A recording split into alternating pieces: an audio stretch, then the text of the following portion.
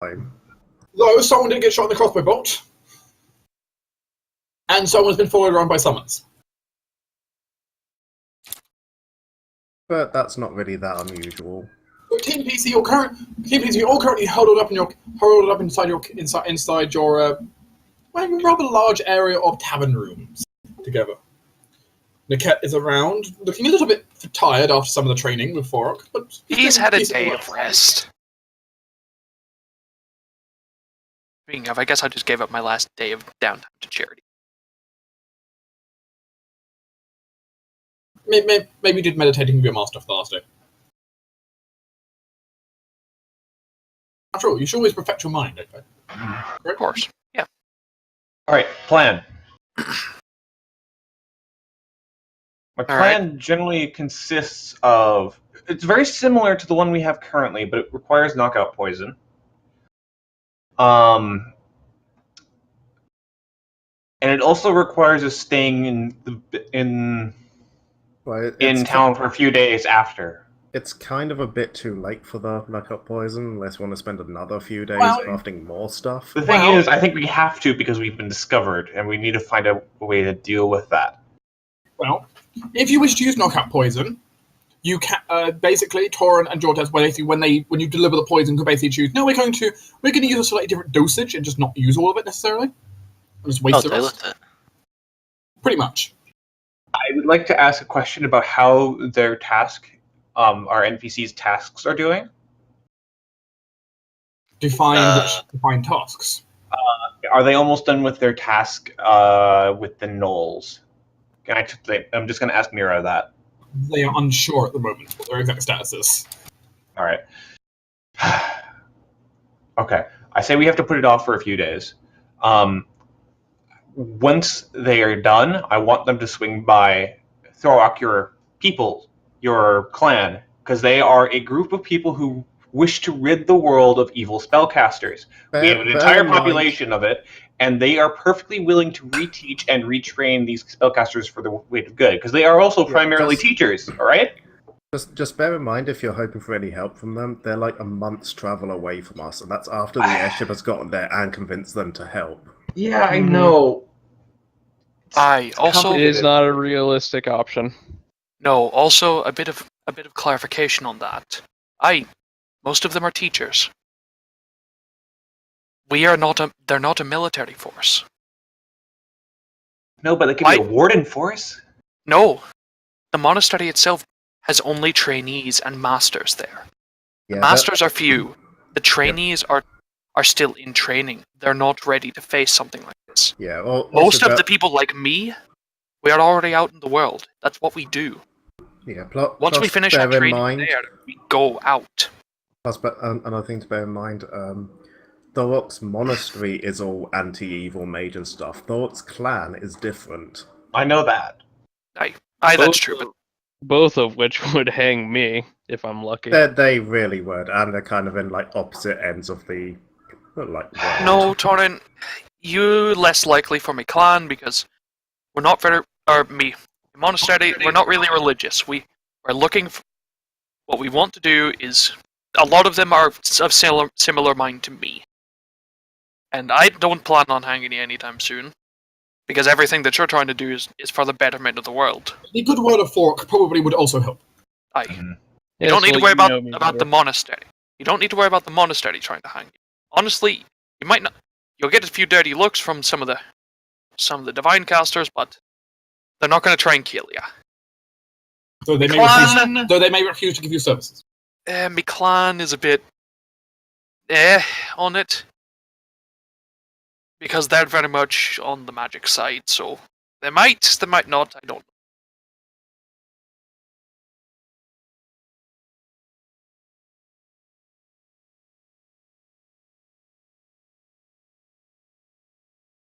know. Right. I still don't think we should kill them. We have to rehabilitate them in some way. I don't want to kill them. The problem is, do you have the resources to rehabilitate them? Sideline, that's the problem. I was waiting on you to discover this yourself. You're learning something that I did many, many years ago. There's a point why, Discover this rehabilitation yourself. isn't more widely used. It's the fact that it usually only really works if people want to be Why do you think I don't force people whenever we're fighting them? If they want to change, they're going to have to come to us for it. Thank you. Because in the end, if it turns out otherwise, what's going to happen? Why do you think I accepted Anna so quickly? Because she came to us willingly. They're not. They're actively working against trying to get better. Yes, but the various tactics and fear tactics used in that place are obviously going to prevent them from making that choice. And yet we have Nickit. And yet we have percentage chances. It's not, though. That's the thing. It's not how probability works.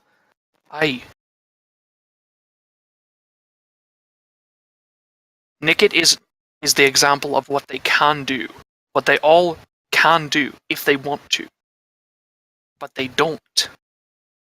Something a distinct thing though is, I didn't join the reason they did. Most of them joined because they had something they really hated. It's the word there, though. Most. I can't say for everyone because I don't know every person there. Exactly, because we can't.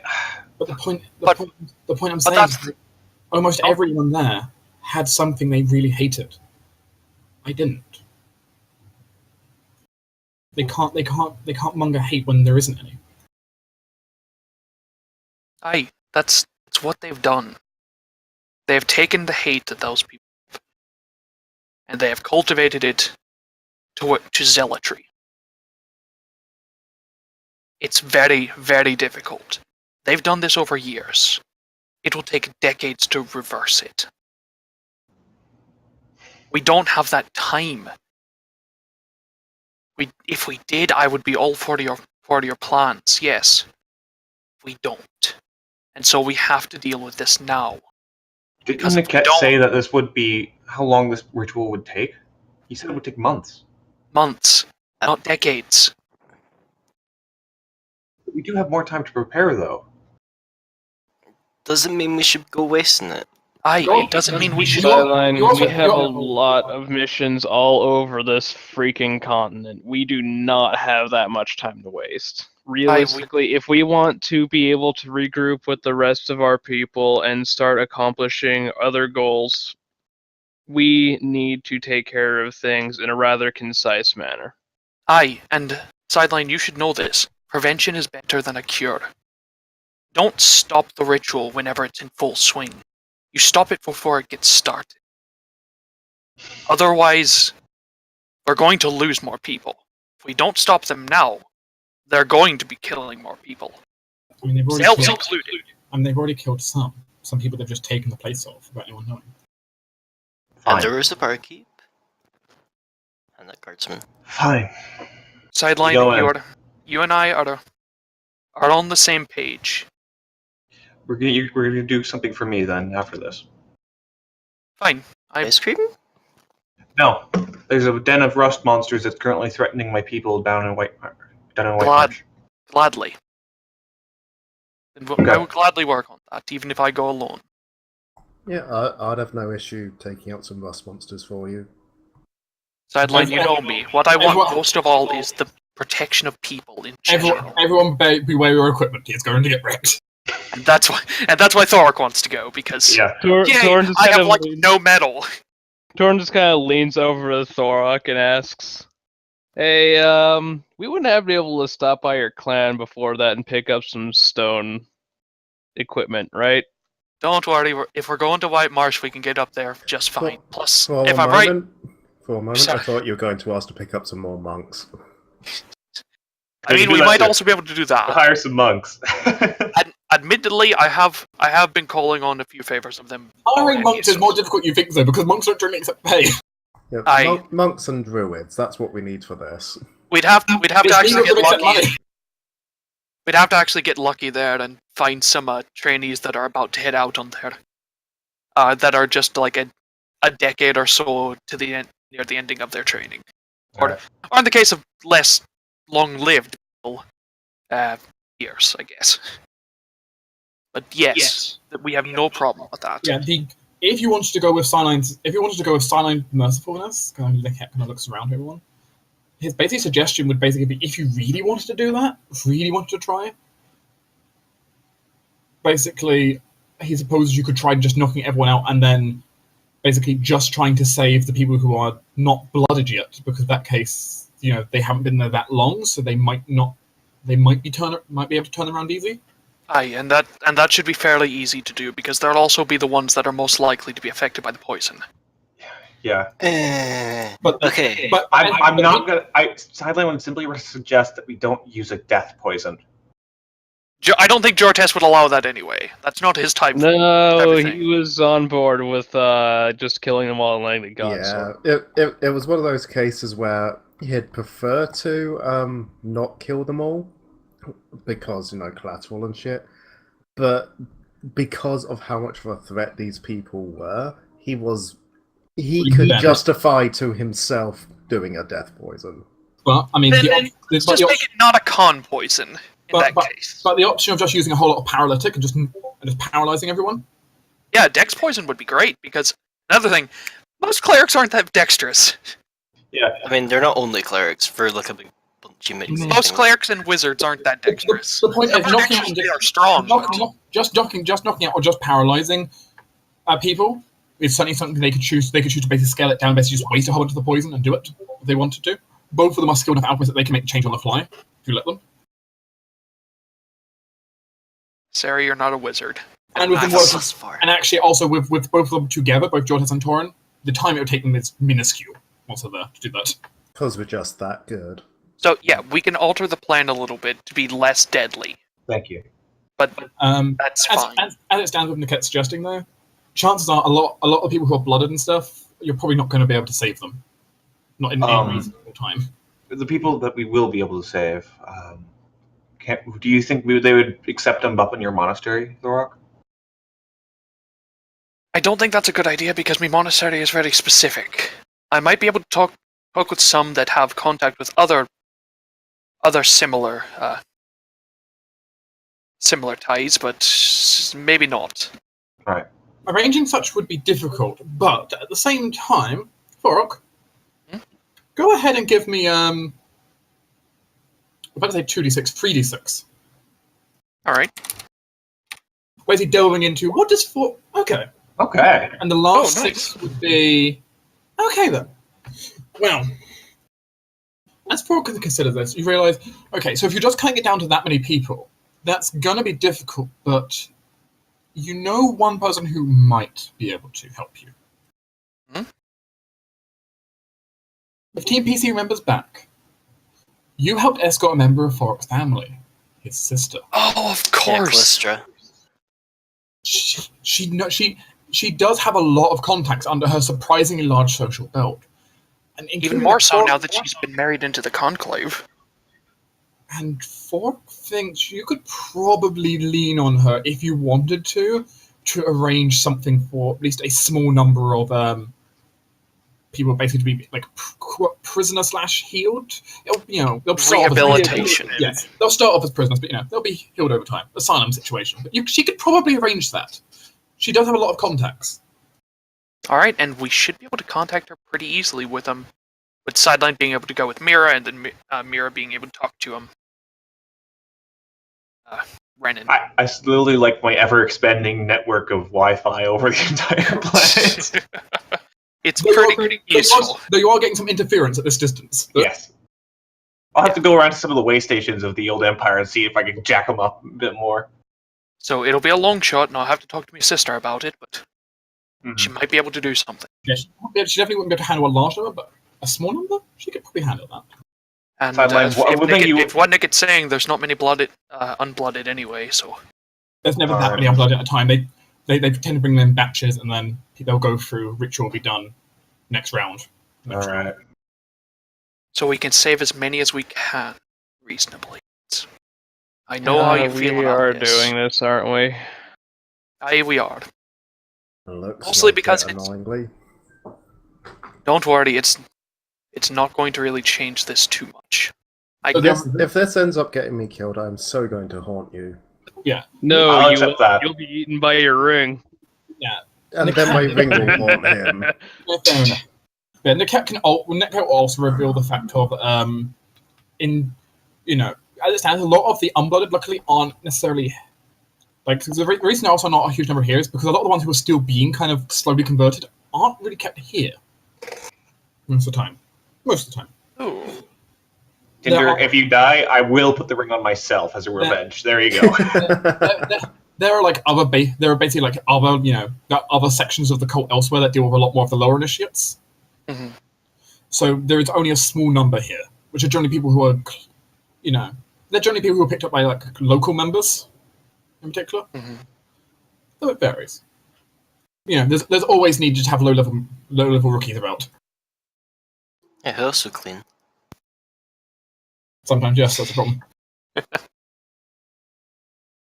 mean, they've got wizards. Mass prestidigitation isn't a bad idea. Yes. Admittedly, Then- Unbloodied also might have it. Then you get to cooking.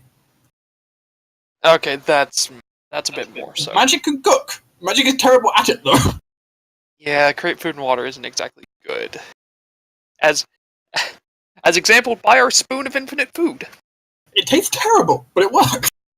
Sadly, it has no taste buds. At least Yay! until you get to Heroes Feast. At least you get to eat. Heroes I Feast don't is one of the even few eat exceptions. anymore. That's true. Yeah, and Dream Feast is as well because it's not real food. It's true. It's mental food. And the Really mind good. can fill in for that, so... Honestly, Not probably how it works. it probably still tastes terrible. Just it's mentally, just your just the mental images Nothing. make it taste better. Nothing tastes terrible in a dream. I'd argue Well, otherwise. I have had some bad experiences with food and dreams. Sadly, it's wonderful. It's the best cheesecake he's ever had.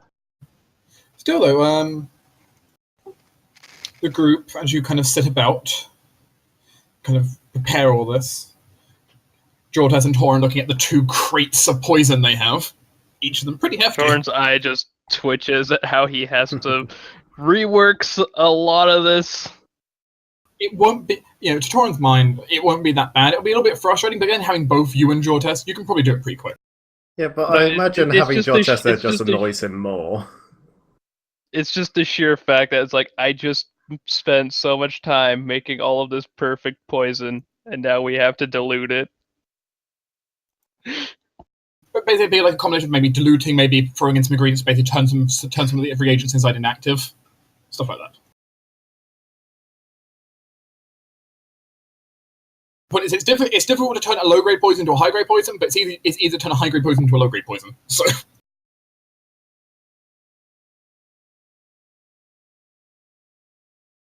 And if you had admittedly have bought this poison, then you'd been like throwing money to the wind. But luckily, you spent time making it instead.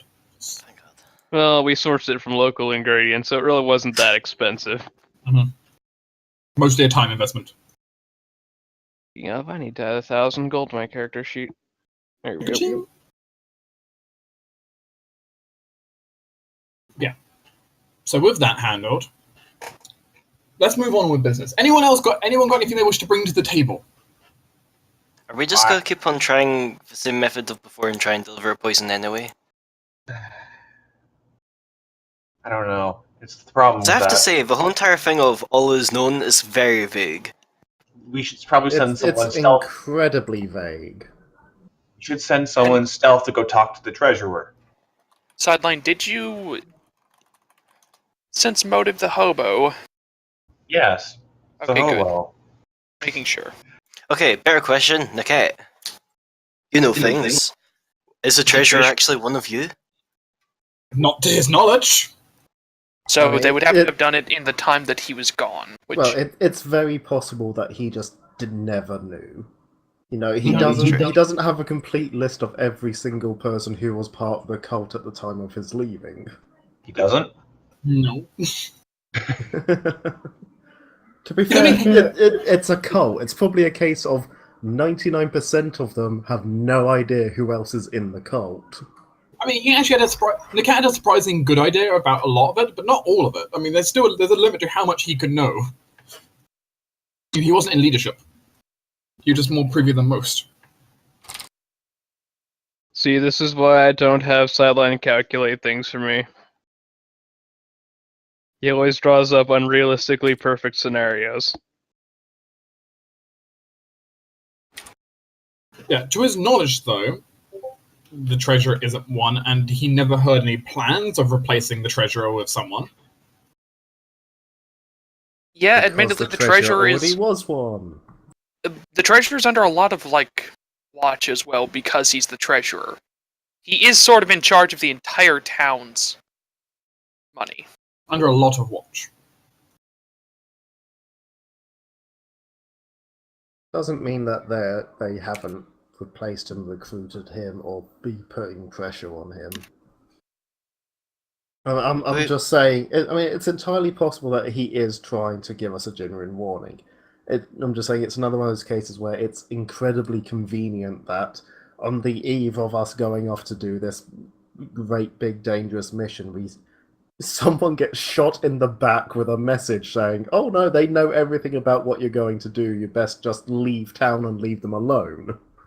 How about we try fake them out? I mean, if we're somehow being watched, we say, "Oh, I guess since okay." Also, just so that this doesn't also get found out, so we start using auditory hallucinations so we can talk a bit more privately.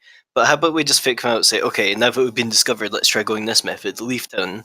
In reality, teleport back just kind of outside of town, sneak up to her. That's one of the things that's bugging me. It didn't say, wait a while or change your plans or anything like that. It specifically said to leave town. Savina also brings up a valid point, though. You're claiming that this was from the treasurer because the initials.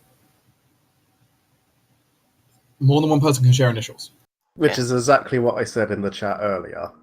Yeah. Can we do a divination or a scrying spell on this guy's crossbow? I still have it. You can do it on purely a crossbow. You can do it on purely an object. It's hard to do it on purely an object, but it can be done. Well, I mean, would that count? I mean, if we're not planning on doing it today, I can prepare scrying. Thank you, sir. Yeah, I think at this point we're at least going to be taking a bit of time to reassess. So the reason why it's difficult. The reason why it's difficult is basically if you're going with the assumption, you assume it's no one, right? You assume you don't know who it belongs to. Yeah. In which case, they get a +10 on their will save, but on the other hand, they take a -4 because you have the crossbow. Yeah. Actually, we'll have to be beating a DC level scrying. 4? 5? 4? 4. 7. No. Scrying is a 4th. Scrying is a 4th for wizards, 5th for clerics. Okay, well, let me just quickly boop in my And 3rd for boss. skill stuff. So I'm going with scrying. Is there any other spell we want me to prepare while I'm looking at spells? Let me go look at divinations. Yeah, look at divinations that you. While we're doing that, okay, let's set my skill power as divination. Yeah. So that means an extra +2 to the DC. Which is good, given they have a +6 to their saving throw. Did Sarah slightly turn blue because the blue is generally the color of divination? No? What? Oh. Since when is divination the color blue? Divination It's always been blue for me. I've always thought of divination as sort of silvery. I've always thought it was kind of a purpley pink. It makes sense to me. In my mind. I'm sorry, but pure arcane power is purpley pink to me. Yeah, that's also true. I feel arcane power is either like colorless because force energy or purplish pink. Yeah, I'd say arcane energy is generally purplish, but the thing is, it's not a purely arcane spell. I know, that's why I said divination, blue. It's. I'm kind of on the weird fence here because for some divinations I have them as blue in my mind, some I have as silver. So. Scroll of you, I'm sticking with my purple. Okay, I'm also going to take domination. At the end of the day, it's Sarah's magic, so it takes on her colors. Yes. In fairness, arcane power takes on whatever damn color you want it to take on for your character. Same as if anyone else gets arcane spells, they can just flavor them however they want to. What was that you picked up, Sarah? Dominate person? Maybe. I mean, if we need to ask him. Okay, fair enough, I guess. Alternatively, I can go with detect scrying and check if we're being spied on. You know what? If anyone needs me, I'll be at the Celibate Salamander. Don't ask about the name. I know it's terrible, but they have great food to go with their tea. What was that? What was that one spell? Enchantment foil, I think it was. Yeah. You could prepare that. Why? No, yeah, you're right. Or non-detect. Well, I mean, if I was going to go with like something to try and block scrying, I'd go with Mask from Scrying. Or Mask from Divination. Yeah. Oh, wait, no, yeah, that's a thing. That's probably better. And note, by the way, if you're blind or deafened, scrying will still work. Yep. You have fifth level spells, right? You could also get Mage's Private Sanctum. I guess, but that's very yeah. I mean, what does that cost? Anything? It doesn't cost anything. It just has Technically. the material components are a sheet of lead, a piece of glass, a wad of cloth, and powdered chrysolite. Sure not. I'll go with Mage's Private Sanctum, so we can have a Mage's Private Sanctum. It makes it impossible for people to hear him without entering your sanctum. Yeah. We had the vault. Okay. We actually have a Mage's Private Sanctum in there. Yeah, but sadly we don't. Anyway, Sarah at the beginning of the video will cast Mage's Private Sanctum. Do I have any bloodline powers? Well, as a tavern room is now a Mage's Private Sanctum. Yeah. Oh, yeah. Do I have any way to boost this? Let me have a look at my divination. Actually, hold on. Alchemical power components exist. And I know there's one for divination. Where is it? Mindu. There you go. Oh wait, no, it's cash level. Never mind. Okay. Sarah will attempt a scrying. As you attempt to scrounge the crossbow, how does this look? Sarah pulls out her fucking big ass mirror. First of all, It says, apparently "Thank God." turns pinky purple. Shushu. She says, "Thank God I finally get to use this massive hunk of junk." Kev slams it against the floor to resize it and says, "Okay, everyone, give me some space because I need at least 50 candles." What? Aye. Alright. Are we This is ready? our costume. Look, I need candles and they need to last for like, what, an hour? Just, you know. Go get I'm setting up candles. candles. Ross, you want to go get some candles? I have candles, thank you very much. Where have you been carrying Here, 50 let's just- candles? Okay, In a bag. Did you forget she's the person with shrink item? I literally have these Alright. 4 barrels of shrunken water. We can set What? them up, yes. One sideline. Alright. Oh god, now I'm just imagining the idea of Sarah like carrying a whole bunch of shrunken lances and throwing them like cutlery and they just suddenly expand. It was an idea. I also thought about making a gigantic pencil and then shrink it so it looks like a normal pencil. Please Dark don't get dispelled. Dark, how many charges of arc flash do I need to spend to make 25 uses of the spark cantrip? Oh my god. Yeah. Sarah If- spends If you wanted to do that, let's say 4 uses. Okay. just fucking, I swear to God, I'm literally made of fire, just let me leave them. Anyway, Sarah spends basically the next hour drawing lines of chalk around this mirror and setting up all these candles, and then for basically a minute she does like some waving and some chanting and is like, okay, it's ready. And yes, I'm aware of how redundant. Yes, I'm aware of how redundant it is that like 59 minutes of these preparations candles chalk, but apparently that's what I need to do. So shut up. Hey, I don't blame you. I was a wizard at one point. Yeah, but you weren't actually good at anything. And as Sarah reaches out and places her hand upon the crossbow, Yes. as her magic takes fold, all the candles suddenly glowing with a bright intensity, purple intensity, filling Yes. the room in an ever-glowing gloom. Makes sense. That's you. The chalk lines in the floor seemingly dissolving and changing into just their own arcane markings. As the mirror suddenly turns foggy. Let's see what happens. Fuck me.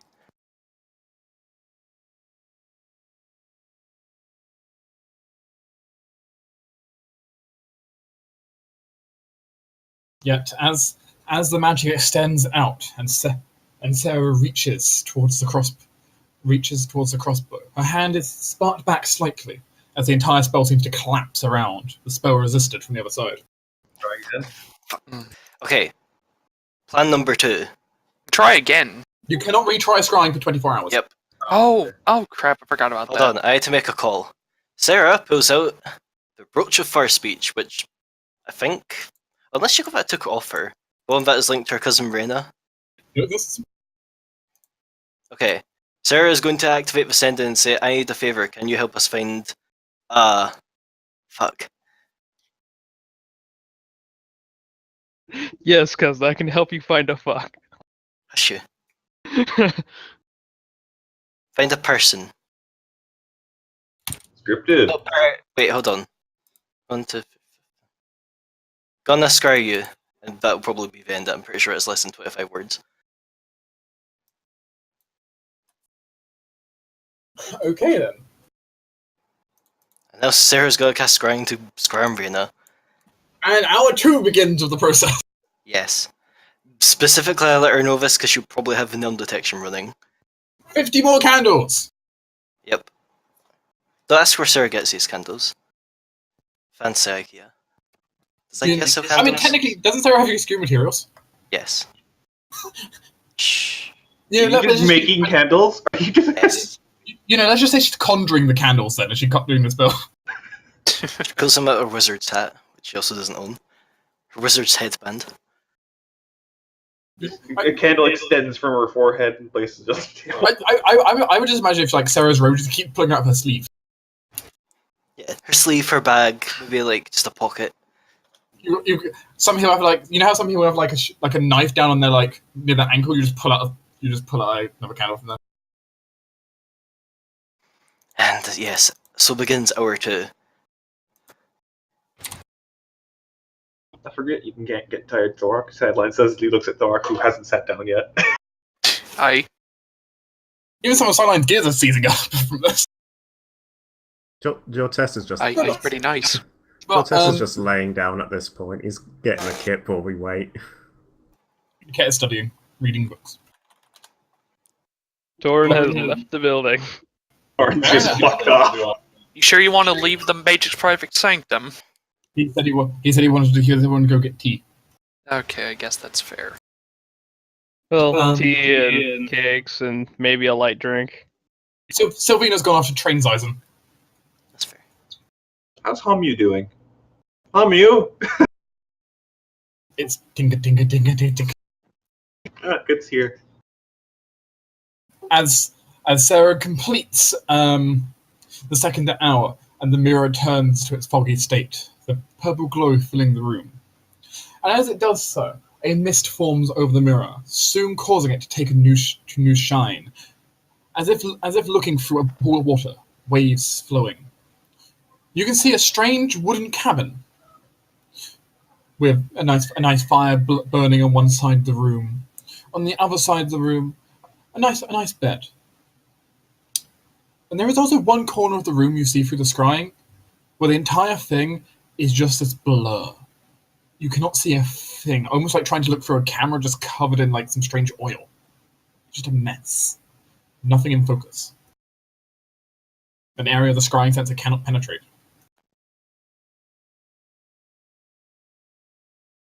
But Raina is sitting there, looking straight up at the scrying sensor as if she can pinpoint it exactly. Sarah's going to attempt to cast message. How does this go again? There's a 5% chance per cast level. 55% chance. So is it under or above? Under. Let's say between 1 and your percentage chance. Okay. Oops. Yay! Yay, there we go. Sarah's first words are immediately, "You have no idea how much I hate divination magic." It's simple magic, dude. Simple magic, mate. It's a pain in the ass. Anyway, hi Reina, how are you? Good. I'm not interrupting anything, am I? Sarah kind of metaphorically looks around to see if there's a certain someone in the room. You see no one else in the room, just that very strange distortion where you can't see anything. On one side of the room. I wouldn't say so, no. Okay. Since I know that you're the one who's actually good with this kind of stuff, I was wondering if I can get a favor. Oh. Okay. I didn't think this through. We're trying to find out who shot, you know, Sideline, well, I'm assuming you know Sideline, who shot Sideline with this crossbow. And... fuck. This is a lot longer and a lot more complicated to explain. Okay. Short summary. Try to beat up a cult. We think the cult know we're here. Wondering if you know if you can figure out if the person, whoever owns this crossbow.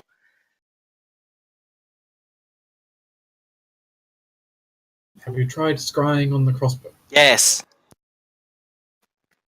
Have you tried scrying on the crossbow bolt? No. God damn it. Sideline, you still have a boat, right? Yeah. If given multiple, George- instruments, try each of them. George S. just goes over, pulls the bolt out of sideline, because we all know he wouldn't have thought to have actually removed it. I can't reach Was the he spot on my actually back.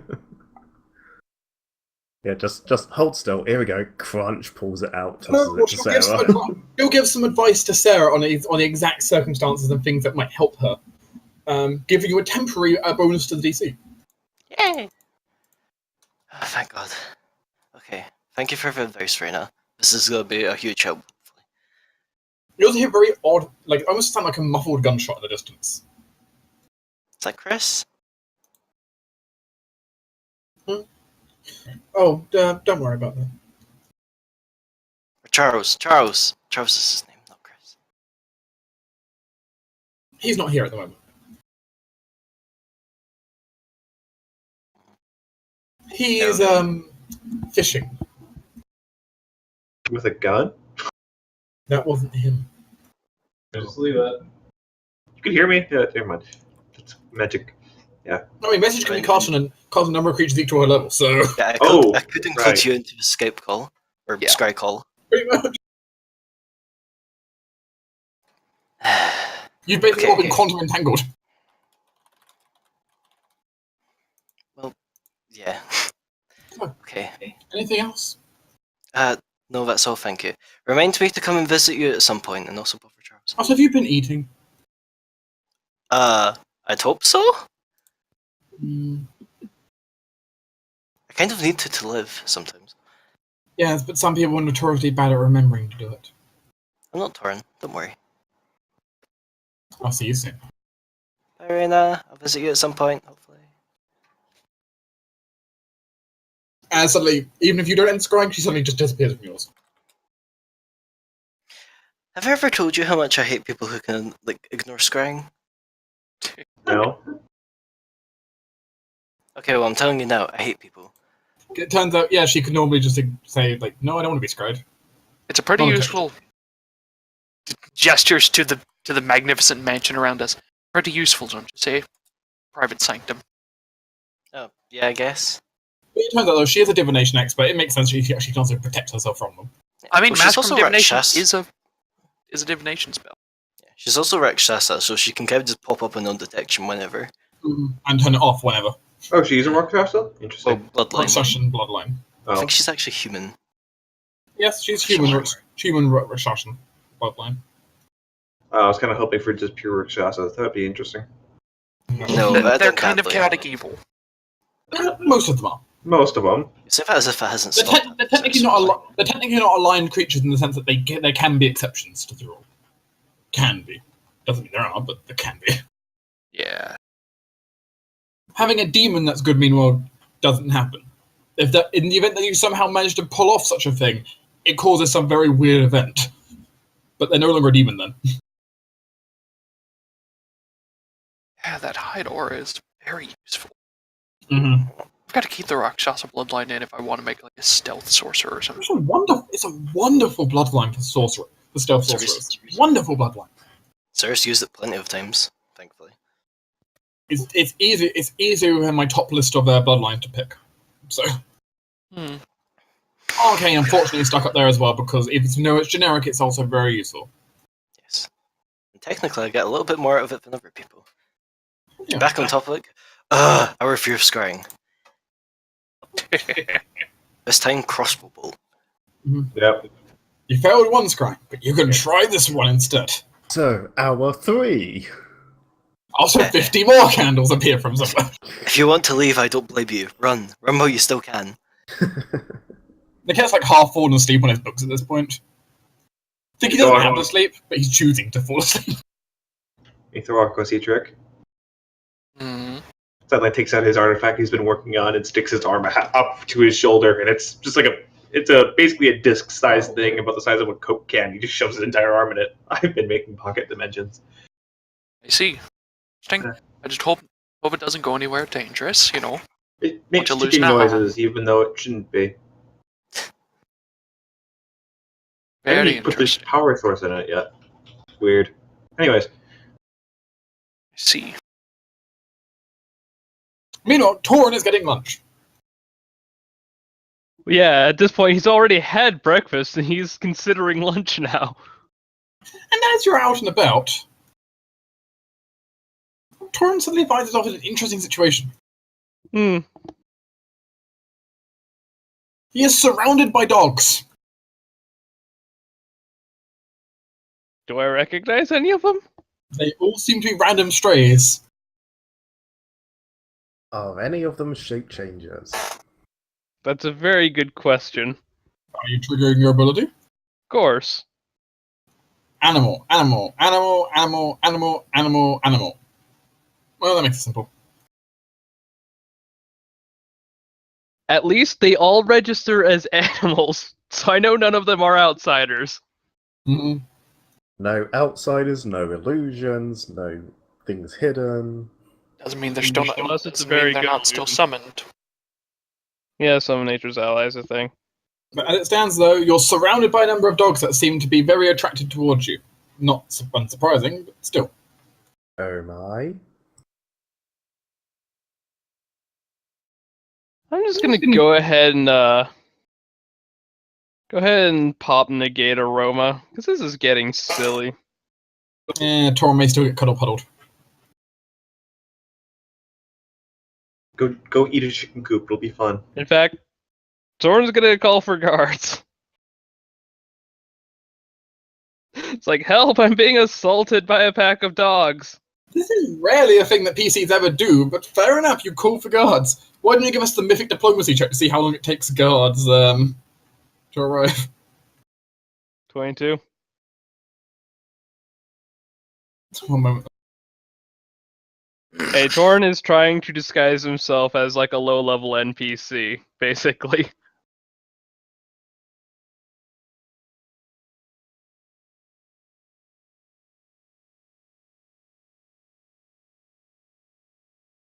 Because, I mean, if he were Torn, he could just lycanthropic empathy them all away, probably. No, I am doing this the civilian method. You can shoo away one or two dogs. When there are this many, ask for help.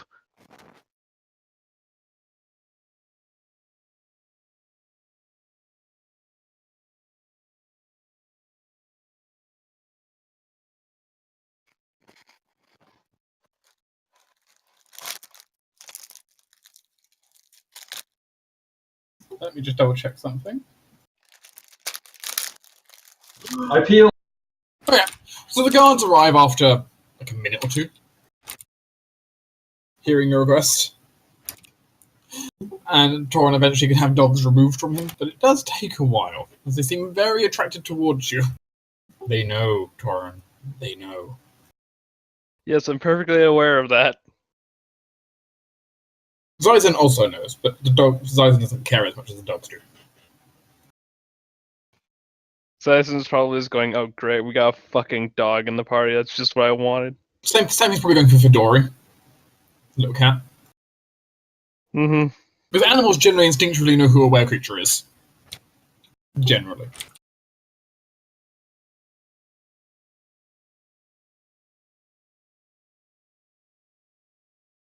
And now I'm going to, get inside and search all my stuff to make sure I'm not missing anything. Maybe Okay, the dogs are sent to, steal something. Okay, you go inside and try to see if you're missing anything. I don't think. Damn it, it's the dumbest thing I've ever added to a Yeah. character card. No, Torin's not missing anything. No good. Well, the skull's for lunch. Right, lunch. Meanwhile, back in the scrying corner. I've had the idea. Yeah. Technically, my Arcana says that I get a +1 DC whenever I meta magic spells. Never says that if a meta magic has to have an effect. So I'm gonna, I don't know, what meta magic can I apply that I can be arsed with? I'm just gonna reach it. Well, you could. Yeah, I guess reach. Don't you have extend? No. Oh. What was I Reach. I have reach, quicken, and empower. Reach. The problem with Reach is it doesn't have a range of close, medium, or far, so it can't. Quicken the spell, make it not take an hour. Can't, that takes like +4 cash levels. You can't be done for an hour-long spell anyway. Yeah. Does reach Should really spell just- say that? You should really just grab heighten so you can Yeah. add +2 for Yeah. one. Yeah, That Reach, doesn't Reach stand. just increases the range by one category, but it doesn't have a category. So. They don't benefit from the feat, but they can still be affected by the feat, technically. It's just that the feat doesn't have that effect. Well, I don't think so. I think it has to be able to. Damn it, let me get my +1 in DC. cases like Reach, I think it does have to be able to modify the category. Do you have any way of increasing your charisma by like? No. Not for an Nothing hour. like- Yeah, I guess that's true. Okay, well, it looks like we're still going with a DC 21 plus whatever advice does.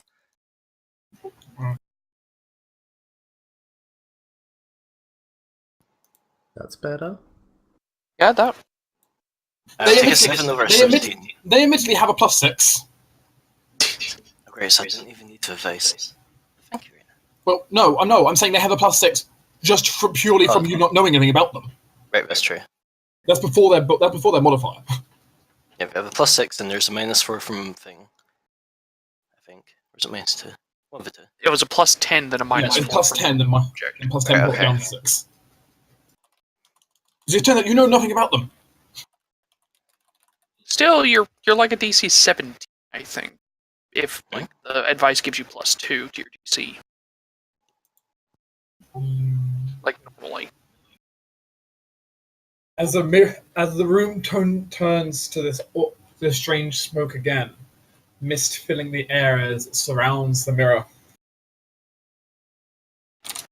During this process, Nakat has looked over to Jortes and asked if he wants to make a bet on if this will succeed or not.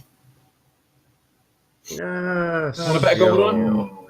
Sure. So think it will succeed or won't. I'm going to trust Sarah this time that she's not going to completely screw up and waste another hour of our lives. So I'm going to trust that she'll do it. I'll bet you they'll succeed. You stayed here by choice. This is not my fault.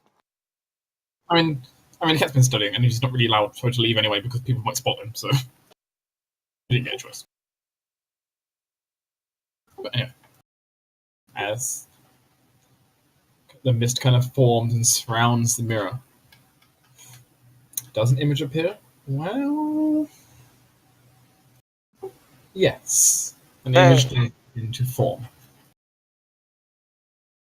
Though the image is very unclear, but one does indeed start to form. What does it appear to be? Well, the location initially you can think you're telling is pretty high up as you see birds fly right past your scrying sensor. Yeah. Somewhere high up in the tree itself of the town. You can't make out much about the figure which was scrying. But judging by the vague shapes you can see about them, you don't think they're the treasurer. Told you it wasn't going to be his. I mean, Is there enough? I mean, the first thing that alerts you of that is you're pretty sure that's a half-orc. Okay. Yeah, definitely not the treasury.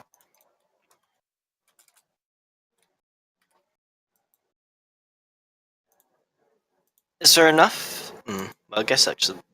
Wait. So what do? You just watch? So, yeah, I'm just gonna watch for a little bit. Sarah's gonna try and study the area as much as she can. I'm sure people can think of where I'm going Yep. with this. Can the rest of us see this image? Or is it just Sure. Sarah? Yeah, it pops It's up up on in the mirror. Yeah, Alright. it fills the mirror. Jortes will also examine the image with his stupidly good eyesight. No, there is a very limited range because the scrying sensor is only so big. So Yeah, but think still, it's it might catch like a symbol or something in there. Who knows? Yep, and Thorok will aid you. Actually, the people with the best perception are all here to aid you. So, Jortes, sideline, you gonna help? I might as well. You'll have an aid Public via roll. Maggie as well. Roll independently, or No, let's just aid Jortes, because we can... I mean, I got a base plus 23. Actually, yeah, we've all got... Yeah, I have a perceptions. base plus 35. Okay, yeah, I'll aid you. Well, we all have really good perceptions, so... Great. There's a valid point that with a 35, there's almost no point for some of you rolling. I guess. He is a Your lot Jor- higher than us. Your Jordas will catch anything you Yeah, catch. if you have 16 or less base, then you cannot roll higher than my minimum. True enough. So yeah, let's go with them. Yeah, let's aid. So have a plus 6. So, was sideline aiding? Yeah, Yes. Yeah, so plus 6 then. So aid. Detect can aid as well. Wow. Congratulations, Thor. Okay, so You've been extra aided. so plus 8 in total. Jortes, you've been Oh, aided. well, You've been aided. if it's plus 8 total, then that's a 56. Yeah, Beat 55. You know, I'm curious about something. I think you might have found any magical traps that are within range of the sensor. Jortes, Hmm? get another plus 2 on top of that at the end. So That'd 58. be 58. I can't remember if I've already included my intelligence modifier onto there for my I think you detective. have. I think I have. Nope. I'll need to go through my modifiers at some The point. reason and you got double that last aid was the cat on your shoulder watching as well. check. Cat. Damn it, I should have brought Mr. Snips and he could have aided as well. Stop gathering. then again, Scorpion is not an intelligent creature, so To be fair, I gave him the guess. scorpion. I should have brought Mr. Bun Bun. Mr. Bun Bun. Bunny's not intelligent either. no, Bunny is intelligent. Bunny has intelligence of 2. Oh, is it? It's an animal, so it has intelligence of 2. Oh, I guess that's... If I had form of magic detection, like detect magic or arcane sight, would Thought that work rabbits through had the one scrying as well? intelligence. have There's a a- 5% chance, or 55% chance. But only detect magic, of which Sir will also pop. Well, Yeah, not arcane. I have detect magic at will from Sleepless Detective, so pop, there you go. Yep, you Detect can pop, magic. and there is a 55% chance it works. Well, yours works. Yay, mine no. works. Yay. On the Sir nose. swears in the background. Again. I'll just Don't worry, Sarah. Looking at things is what I do. As George has his eyes not only pierce through even the slightest details. I They're so also fine. I They also are get so- a bonus against invisible things as well. They are so finite at this point that even the subtlest lines of abjuration magic, the slightest cracks caused by transmutation, these things that are normally so subtle that they're impossible to see by the naked eye, George is seeing them, just kind of jut about. If there's anything invisible there, then I basically got a 63 because I get a +5 versus invisible creatures or objects. Oh, dear. Wait, if you have just detect magic at will, why don't you just have it on constantly? Because that requires concentration, Oh, right. which then takes up a standard action every turn. Yep. I mean, if we're just slowly wandering around somewhere, I could have it constantly active, but If you're there's just not really a walking- reason to. If you're just walking around, yes. You can't be hustling them. Yeah. If you've got it going constant, then it doesn't require an action, but... Like, I mean, if it's constant, not at will. No, he has, the thing is he has that at will where he has to choose Yeah. to activate it. Yeah. So Yeah. concentration every turn. And actually, even with it, admittedly though, there is an important note, which is if you have it constantly with detect magic, it will still require stand actions to get a more focused image. Mhm. You'll just constantly always get the 1 round bonus. Which admittedly will tell you, oh hey, there's magic in the air. I should check this out. And just because I don't know whether it'll make a difference or not, but as part of my Sleepless Detective detect magic, auras are classed as one category stronger by determining how long it's been there. So I just have a better chance of detecting old auras, I guess. As George Hess kind of looks around, and many things start to become clear to him. Firstly, there are two invisible creatures flanking this one, but not magically invisible. something else cloaking them. Their forms, even though Jortes can almost try to make them out, it's almost like he can't. Like, there is nothing to make out. There is no form. But they're invisible. In addition to this, you make out more information, though. You see more as you kind of look around. You do see traces of weak teleportation magic recently used in the area. Just kind of built. I will be relaying all of this information to the rest of you. You do see on the half-orc, though you can't make out much detail about him still. Something's obscuring his obscuring him. Though that's likely from what you imagine, some kind of protection magics, but you're unable to identify them. But you do note on them, a fly spell is also currently active, pulsing away slowly.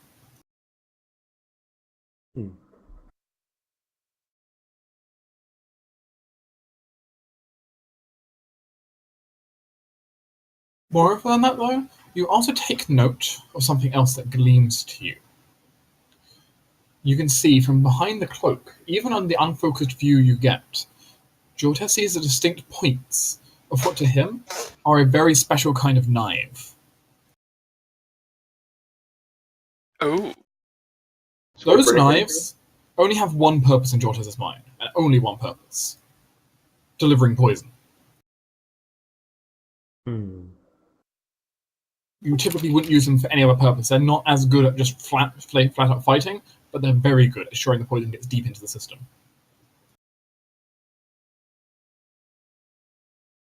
Kind of worrying. Let's teleport there. Say hi. They We seem kind of need to get Torin back first if we're doing that. they we seem, do? they seem to be scoping around, seemingly looking about through a spyglass of their own, watching something in the city that you can't tell what from where you're. Given the skyline cancer doesn't extend that far. You know, they might be watching Torin. I was gonna say I can't do the typical movie bullshit of zooming in on the reflection of the spyglass. I'm just imagining Jortes goes, hold on, I need to enhance, and it just takes his fingers and opens his eyes wider. I mean, I don't think we should actually wait for Torin, and Thorak will voice this. I don't think we should wait for Torin. I have a feeling he might be watching Torin. That might be a good Torin's call. out and about in the city. Sarah, I think we should go and surprise him. let's go say hi. Hold on, Sarah's got to cast some buffs. But as this also continues on, you also be informed by the cat. He doesn't think that's a member of the cult. Something isn't right about that. He's still new, which is important. We need to go ask him. Aye, we still need contact. He did shoot me after all. I think I've earned the right to teleport into his house. Clearly not. It's not a house. He's sitting on top of a tree branch. Speaking Well, of same Jortes, do you see any words against teleportation near him? No. Good. No, don't think so. Yeah, Nick is Alright, pretty sure they're not part of the cult. There is just. He would know if they're a part of the cult. Actually, This is probably one of the assassins that was coming after us. I can't teleport on top of a tree branch. It would break. I'll stay That's here. fine. That's what I mean, that's what you want. I mean, no. Given did you remember the picture I sent of how huge ass this tree is? Second. Actually, could you describe the tree branch that he's on? Because I mean, I might be able to see it from here. And let's put it this way: the tree branch is far enough wide that these three creatures are abreast to each other and standing just fine on it. And the creatures that are like invisible / ethereal next to him are medium-sized? Yeah, so it's 15. There are 15 feet worth of active space happily there. Wait, could I deduce where this tree branch is by looking at the structure of the tree itself and looking out my window? Looking out through the scope of my rifle? I mean, it'd be some point of that giant ass tree in the center of town, but you couldn't really judge easily where exactly it is from here without having a better kind of survey about. I have a scope. Yeah, but the thing is massive. You only have one angle. That's true. Okay, everyone have fly since P also has fly, I guess. Yay. Okay, That's let's fine. go. Wait, hold on. I'm still looking at Right. buffs. Jesus Christ. Oh, are we wanting to try and knock him out, or what is the goal No, for let's this? teleport up there and say, hey. No. If he it's freaks unlocked. out, Thorak wants act. to grapple him. Don't grapple him. Just say hello. Okay, No, so then fuck that Thorak's going to be grapple. ready to No, you grapple totally him. ready to grapple. I'm just going to say hi. Yeah, I guess I'll have my words. I'll have my words. My magic weapons out just in case, because I don't trust those invisible things. That is entirely fair. So who's being sent up there? And you're I- sure we as don't of- want to spend like 5 minutes getting Torin? No. No, I don't think that's... No, because also I can only teleport 3 of you. Oh, well, there we so- go. It's just Okay, us have anyway. fun. Well, maybe back. I hope we'll be back. Jeez. One guy. I mean, and we may some be back quickly. Ghosties. Okay. Because if we are going to capture him, bringing him back here. Everyone get ready. I'm going to Yeah. teleport. Alright? Yay, not teleportation sickness. Yeah, mage armor and shield cast, because I don't trust these things. Actually, do I want invisibility all of us before we do this? I'm not going to be Actually, invisible. no. I'm not that kind of person. Well, I'm going invisibility myself. That's fine. But also invisibility, Thorak. I mean, you actually have elemental body air, so you're an air elemental. You're almost invisible anyway. I'm going to do it. I mean, if anyone else wants invisibility, Sarah say has before we become an teleport. invisible stalker.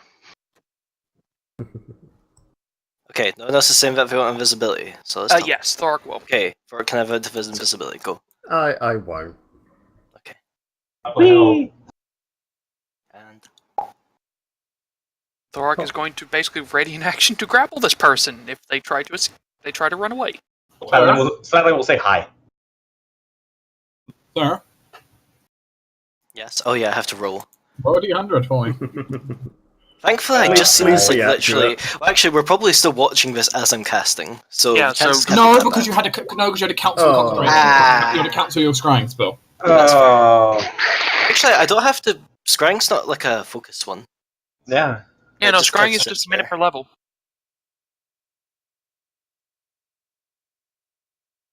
But you also spent some time studying him, so it wouldn't have that. Keep in mind, you wouldn't have that like permanent thing going. But Well, well, that's basically guaranteed a mishap. God damn it, Sarah. Sorry. Well, it's not a mishap. 'Cause I would say, with you currently kind of looking at it like that, it's studied carefully. Meaning, 99 is you go somewhere similar, but not the right place. You end up on Sarah. a different tree branch. So you go somewhere else within the spell's range. What is the spell's range? The closest similar place visually or thematically, so it might just That's be currently 1,100 miles. so another giant tree branch nearby. Yeah, the the How closest range is many 1,000. giant trees are around? There's a lot. The range is 1,100 miles. It's the closest similar place, though. It's true, just might be different tree branches on This the is same tree. generally is the similar closest place. Plus, you did give us all fly, so Yeah. You're not gonna fall through, thankfully. this is actually better than off target. Well, yes, in a sense, kind of. Look, Kind worst of. case, I can teleport again if we end up You did- somewhere incredibly different. Yeah, it is still the closest place. I have the advantage of not being a wizard. Don't worry. That is nice. You do have a shit ton of spell slots. Okay. Also, Okay, I know what happens. Okay. As a spell goes off, and Sarah suddenly feels, oh wait, I didn't cast that right. Shit!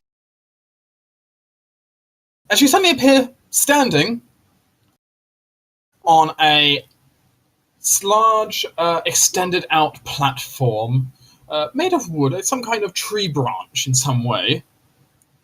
Inside a indoor area, a large area with a domed roof. You're inside the giant tree right now. Oh. This is awkward. And you seemingly are now standing basically like behind the altar and behind a priest as you're teleported to the temple inside the tree. Apologizing. And basically you've just teleported into the center of a wedding. Okay. Sorry. Teleport out. but Yeah, bad teleport. Sorry, bye. Sarah is Damn like it, casting Sarah, a get us out. Hit the button. Hang on. Just patting Sarah on the head. Congratulations. I'm hitting the button. It's like, what would be the nearest closest place? It would be the goddamn temple inside the Well, if the cultists didn't know before, we know now. Wrong cult. Well, no, remember, only Jortaz and Sideline are visible. Yeah, but how many other people are I'm going to just be saying, teleporting in I'm just this saying, area? a giant robot and a voice saying, I'm pushing Well, the button. Actually, more than you might think. Me. Oh, Yeah. god damn. Actually, just Actually, that's safest if we're counting studied carefully. Actually, even if it's seen casually, because you're not looking at it anymore, True, you're not. but I think that would still count as seen casually, since you were able to look Oh at my it. god. That is exactly the Yeah, number you we're were looking one for. off from getting an off target for scene cash. Oh, Oh my lord, Hit the fucking Sarah. button on the DC. And if that was the case, you would have rather be flown over 100 miles. a D100. It might not have been 100 miles. I am never using Sarah's teleportation service again. Fuck off. I'm not this usually that bad. I mean, if she's studying somewhere like one of your bases, it's fine. She's perfectly good. Just doing it through a scrying, she's not. Let's be honest, scrying is not Sarah's specialty. Yeah, Okay, let's that's have the this biggest thing conversation. here. Yeah, that's the big thing here. It's that throughout all this, scrying has been the main focus, not the Sarah's not- teleportation. Let's be honest, we've discovered Sarah is not good at scrying spells. This is what we discovered in the session. And suddenly, all of you appear on top of a on top of a tree branch. It looks to be the right tree branch, but you don't see anyone here. Do I see anyone here? Well, Jortas, do you want a simple answer? Simple answers are nice. Yes. You are surrounded by 7 of them. We didn't teleport this many people. But there seem to be 7 of those invisible creatures you can't seem to get a good reading on what their bodies are. Ah, damn it, this isn't the character that can dispel invisibility. God damn it. Hello. Um, Said hi. Yeah, Silent doesn't see anyone. I'm No, I'm searching my inventory. Do I have anything here? Sideline And it's instantly right. says hello. Do you have a bag of flour? I don't think I do, annoyingly. I have my Sideline brand fire starter. And, well, the group is suddenly going to find themselves slashed and slammed into. Suddenly. Yeah, I would warn the group that, they are all around us. The Well, invisible Sarah- ones. Sarah and I are invisible, so You're still slashed and slammed into. I do have a bunch of Alchemist Fire or Alchemist Acid Flask. Let's I can not use sort that of next throw to a tree. around. So the group begins to get slammed and slashed into by a bunch of invisible creatures who don't seem to have become uninvisible when they start doing this. Please stop. Okay, fighting back. You can't detect anything from them other than just a sense of just malevolence. Yep, definitely fighting back. These are bad things, guys. yeah. Do they hurt? Yes! For example, sideline. You take that much damage. Ow. Really, just straight damage. No Well- tackles or anything. Well, that was more the case because it's more of a mob of them surrounding you. Okay. Well, we do all have fly, so if we would like to just sort of move away. Yeah, sure. Yeah, let's do that. Okay, Yeah, so you, let's fight these okay, things. so So what do? Just fly away a distance and then just have a look around? Or There's not really much we can do.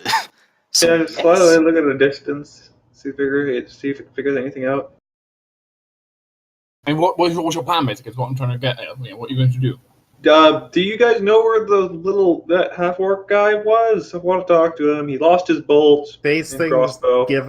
these things just feel of nothing but malevolence. They are not going to help us, Sideline.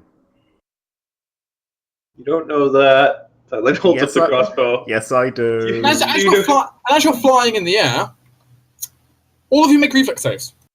God damn it, sideline. Is this against a spell? No. Not against a spell. Okay. Is this against a death effect, necromancy spell, or caused by undead creatures? No. Or a site-based save? Wow.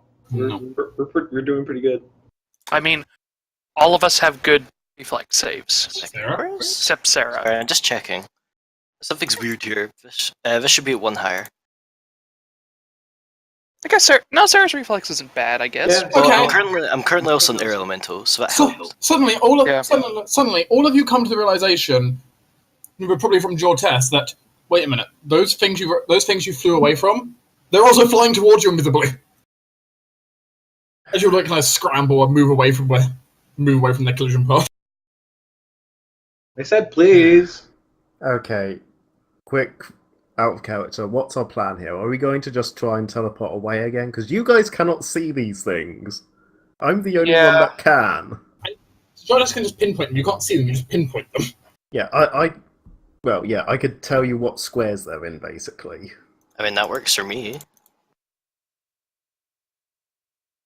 Do you have, do we have a way of actually identifying? Also, if anyone has to planes check, they can... I have it. Oh. Where would Maggie's be? Plus 13. Would it help if I covered them in acid? 35, please. And have an Wow. 8. Oh, okay, have a Do I have 37. planes? Finally come to realise, that feeling of malevolence, the fact that Jordan can't figure out what shape they are. This is a mob of invisible stalkers. Oh, of course, yeah. They can't be invisible. I knew what they were. Even if you cover them in flour, they can't be turned visible. Just doesn't work. Yeah, they're constantly invisible. Yeah, I knew it Great. wouldn't work, but it's a matter of Jortes might have had it, and it sounded like something Jortes might do. But these creatures Yeah, cannot he be made really should visible. pick No up a bag. mortal form can ever be shown for them. Yeah, they're just pure air. Well, they're not pure air, but they're weird. They're very weird creatures. We don't know really what. Your characters don't know what their true nature is. No one does. How But they are hardy creatures are that these play- creatures generally? They are creatures of the plane of air, and they're generally semi-tough. They have a decent AC to them. They're elementals, meaning they're immune to various things. So they can't even be made visible by things which usually reveal invisibility, right? Nothing can do it.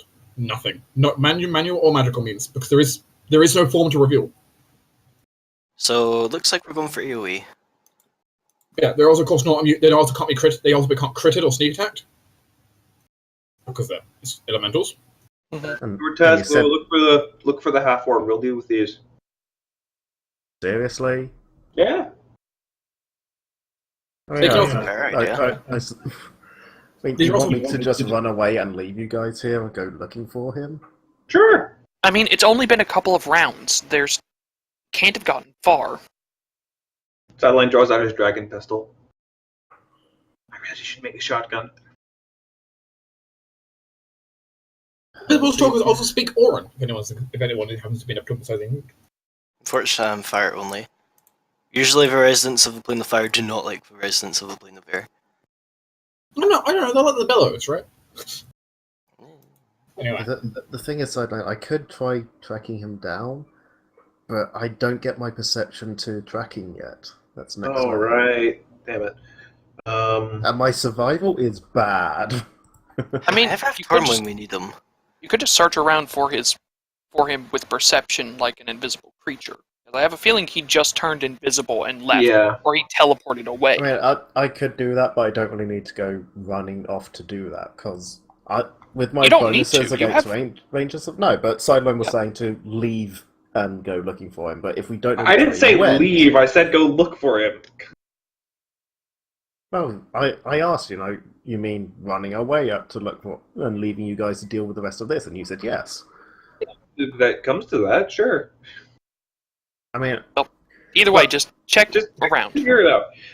We'll Yeah, do this. There's no point in not just taking a free action to look around and see if you yeah, I see will be. Don't worry, I will be. Oh dear. so are your characters choosing to fight, or are they choosing to do something else?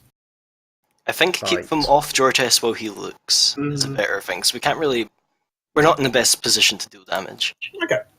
In which case, my question, because the thing is, dealing with these guys is not going to be so much a combat, more than a skill challenge. In essence. Oh, god damn it. For how the hell does your character manage to deal with these things? Well, Thork ignores their DR, for one. What do you? Remember, they're they're not actual elementals. air, they're just invisible. I know, but they're still elementals. Yeah, but usually DR. elementals don't usually get DR until they're large. Mhm. And I don't think these are. No. Or no. As it stands, though, basically, think what skills does your character have, and how could it be useful in you figuring out how to fight elementals? Or fighting the normal creatures. I guess perception, so I can point them out to everybody else here. If Jortes is wanting to do fighting, that's certainly an option. Well, Yeah, Jortes is going to have to do something here, otherwise you guys will have no idea where to aim anything. You can try. I mean, they'll realize they're getting threatened and that kind of stuff. I guess. I mean, it's if I can't do perception to search for him and point them out at the same time, then You can make one skill check. yeah. So Yeah, look for him. Sideline and I have Alright. pretty good perceptions, and right, I'll try and look for him then. So, these things are being actively attacking. So Thorok. With what skills does Thorok arm himself to be able to make this battle easier for him and his allies? probably perception to help locate things for Sarah, because we're mostly relying on Sarah's AoE ability here. All right. Perception check it is. Go! I will Really, yes, never roll end with- up using some of these spells. Ugh. Sideline. Mm-hmm. What method different from your allies are you using to fight off these creatures? I have a dragon pistol. I would like to simply, if I get hit or I see one of my friends get hit, just spray the area with salt rounds. That's And a method of fighting, but does he have any particular skills he can bring to the table to help fight it's off these particular creatures? skills. Fight off these creatures different than just different to your allies' methods so far, which have currently so far a perception check. Can I use my knowledge of invisible stalkers to think about how they would fight and analyze their attack patterns? So what I'm hearing is make another planes check to identify the situation better. Yeah. Okay.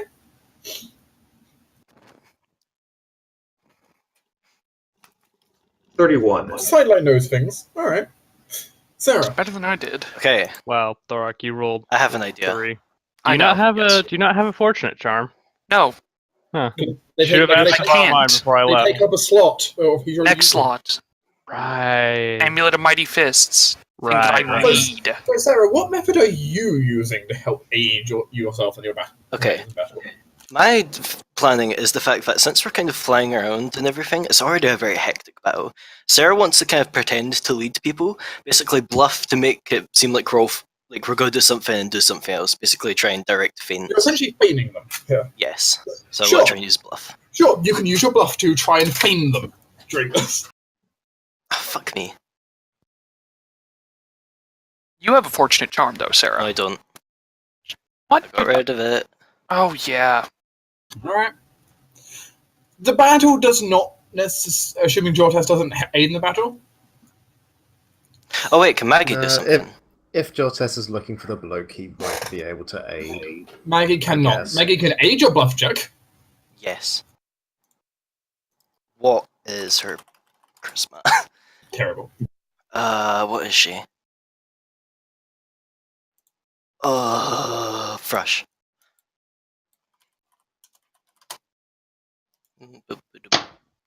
Yes, Kev, not for red best. Oh well, attempt it, because... Mario's almost never have a good charisma unless they've improved. They are she does still use your ranks, though. That's actually true, isn't it? Yeah. No, it would be true unless you were using an object that replaces that.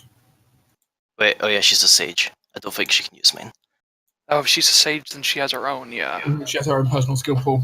So, But actually, that's a bit late for it. I was going to say she could aid sideline. Correct. the battle does not necessarily go in the favor of the group initially. For having trouble keeping track of them, Sarah having difficulty. They don't really seem to fall for Sarah's tricks that much as she'd want. They're skilled. Though Sideline does know a lot about them, which does aid in some regards. But you're going to kind of take a bit of a beating from them as you try to fight them off. Sarah? Uh-huh. Go ahead and remove a cumulative 12 spell levels. So that's 4 third-level spells or some other combination to make up 12. I'll get that. Let's see, let's take away 3 2s, so that's... Hold on, I calculator. 6, let's take away 2 3s. That's number 6. That should be it, if you have 3 2s and 2 3s. Oh yeah, 12. I was thinking 15. Okay, yep. In addition, the group takes with, let's see, that is 2 failures and 1 success. Hello, Sideline. Hi. The group, in addition, would take... let's see, your success would mean you take only 10 hit points from that, and your 2 failures mean you take that, which means the group takes a shared amount of 70 points of damage, which you can split between you.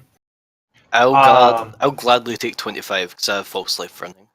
I will say, can a lot of it be put on me because I have the judgment of fast healing, which I would have placed on. How many rounds would this fight be going? Yeah. It's hard to judge, but I'd say maybe a minute. Okay, that's 10 rounds, so that's 20 points just negated if they go to Sideline. So that's 45 points negated. Yeah, so that's 45 points negated. So how much in total is left over? 45 negated? Do you have fast healing too? I have fast healing too, yes. Okay. That was 70 points of damage, meaning there's left over 25? Yeah. 25, which we're splitting that. Yeah. We're splitting that. I'll take 13, you take 12, Sideline. Okay.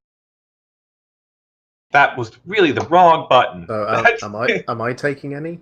Nope. Because George just flew off away from the battle.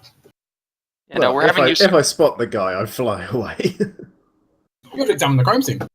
Yeah, I guess. Look, we can take 25 points of damage. Or by we, I mean them. Yeah, we are fine. If it was a drain on your resources, clearly is the point. But You mean Sarah's resources? Thork is fine. it's true. Lost a few bullets. You also use your judgment. I have 2 judgments, though. I have 2 judgments. That's your half the number of judgments. But as George kind of studies around, searching, where did they go? Jortus! Roll me a spellcraft! Spellcraft? Holy shit. This is not going to go well. I don't have anything that can help on this, I believe. For you are a wizard, Jortus. I do have my Detect Magic and my Arcane Sight, and they'll be used if need be. So, Spellcraft. Oh, well, nice. Okay. Glad one of you is competent today.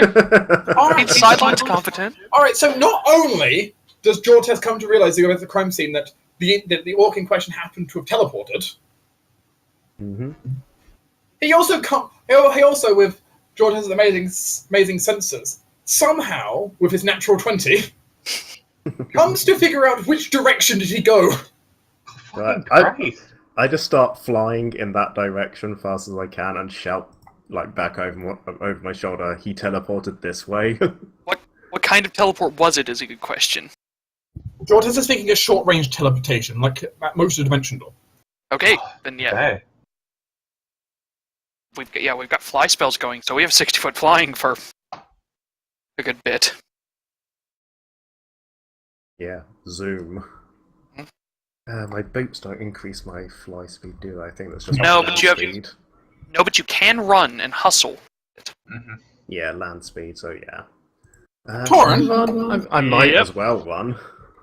You're currently sitting down enjoying a nice bit of lunch. Are you currently reading at the moment, or something? Yes.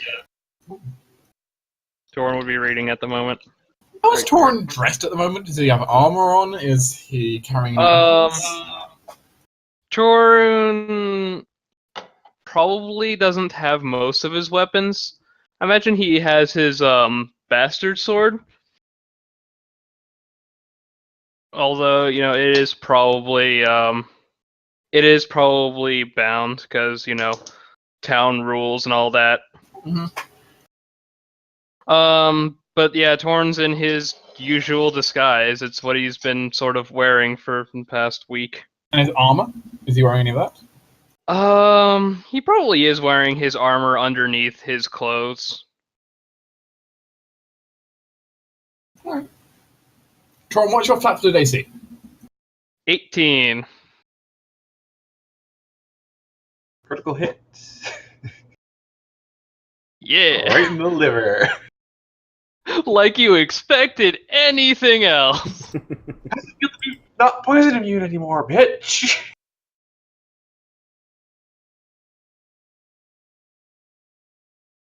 Yeah. Ooh. How dead am I? Just a single hit. Well, 22 to hit, which, in this case, yes. Disappointingly, did not hit in the critical range, though. 20 is a pretty good crit range. 17 and 20 is a pretty good crit range. Alright. And I will describe what happened in just a second, though I will need to roll damage.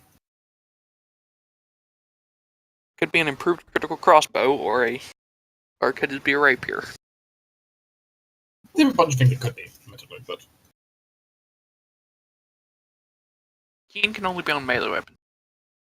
Yes, Keen can only be on melee weapons. That's a pity. Oh well. There's a reason Ash has improved critical, not a Keen gun. I'm sorry. I didn't mean it. As Sideline broke the quantum projection field.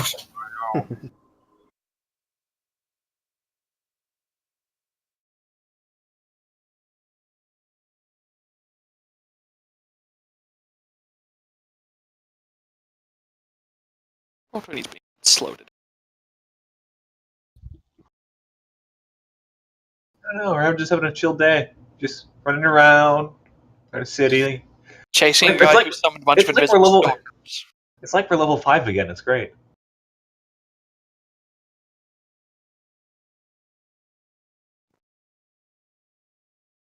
I mean, to be fair, all of our parties seem to have a big thing for fighting cultists. I mean, Okay, Torn. it's a classic enemy. Yeah. True. You take...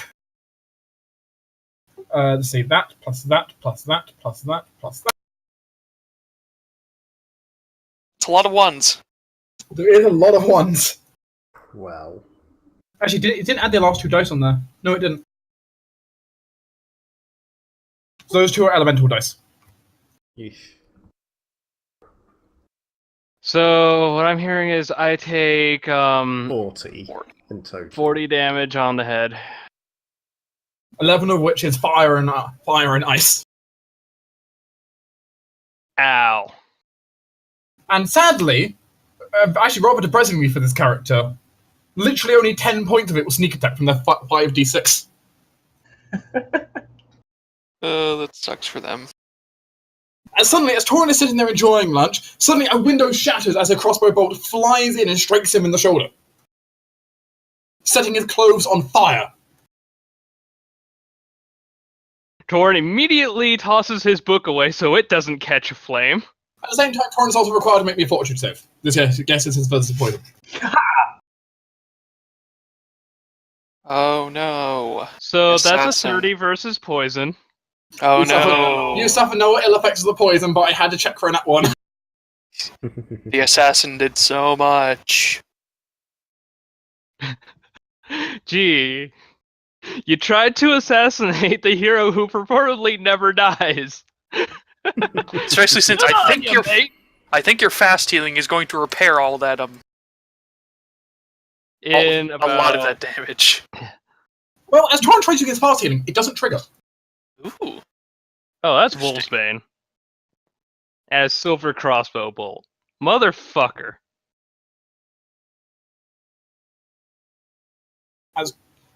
As suddenly, Torin, Mm-hmm. as you kind of stand there on fire, as you want to put yourself out.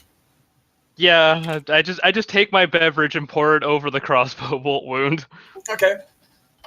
Because then, something else is going to come, though you're not flat-footed now, and there's no sneak attack now, which helps. Mhm.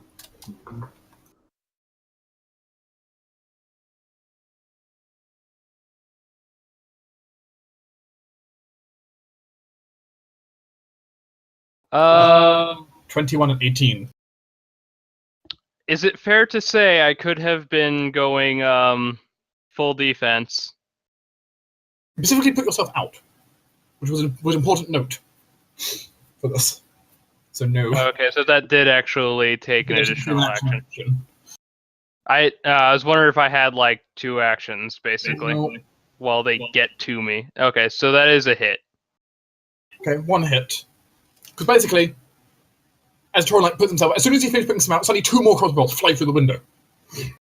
One And free action call guards during that, though. one deflects off your armor, the other one strikes you, dealing 23 points of damage. Oh god, Jesus, I'm down to 3 HP. Maybe you should move away from the window. Hell. And wait, isn't your spontaneous healing just a free action? But it's not triggering, as I said. Oh, as if he had the fast healing. Okay. Okay. Yeah, you may want to just, get in cover then. At this point, Free action Jortes, call for guards. Mm-hmm. you fly across as you see there is loads of screaming going on from a building. As you suddenly see, sitting up in a watchtower seems to be a cloaked orc with a heavy crossbow, rapidly reloading. I charge him. I just straight out at his face, charge him from above. Let's see if he notices you. Can I see where Jortis is flying off to and start just opening fire? You guys, Jortes hasn't been doing a stealth check, so you can see him. Yeah, and Okay, I did cool. shout, he's over this way, as I was leaving the rest of The you. point is, Jortes is leading the charge because he was the first one to spot the tracks. Okay, as part of initiative, I can... Is this a surprise round for us? Well, that depends if he sees Jortes if you've got the surprise round. So Like I say, I'm charging straight at him, so... it's true, but does he see before you start your charge, or does he see after you start the charge? That's the difference. Right. Because that also determines sneak attack. Also, I get to swift action before I charge, don't I? Yeah, you can swift action. Yep. Yeah. Right. So... Give me a second. I Yeah, need we'll to determine sort if out whether he sees me or not, yeah. because he is currently distracted, as it turns out. Mm-hmm. He's kind of looking down a sniper scope at Torin right now.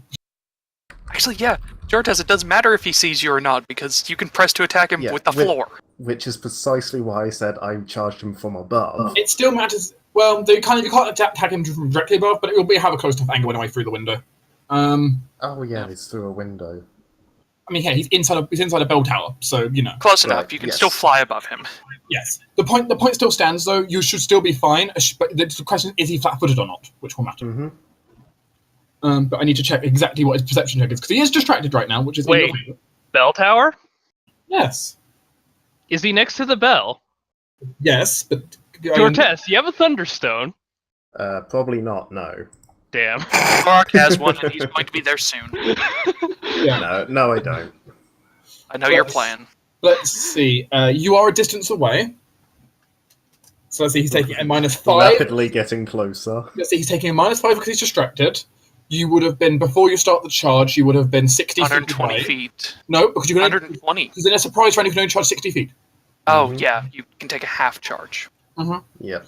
But that's still a -6 on perception checks to find him. No, I think that would be like a -2 for me, maybe. Yeah, only -2 for you. That's true. What do you think? -6. Conditions, are they favourable at the moment? Jortes wasn't invisible, was he? No. And you could pop invisibility when you're moving. You have your awesome bobber. I mean, I could have popped my wayfinder, You didn't yes, declare it. but I didn't declare it.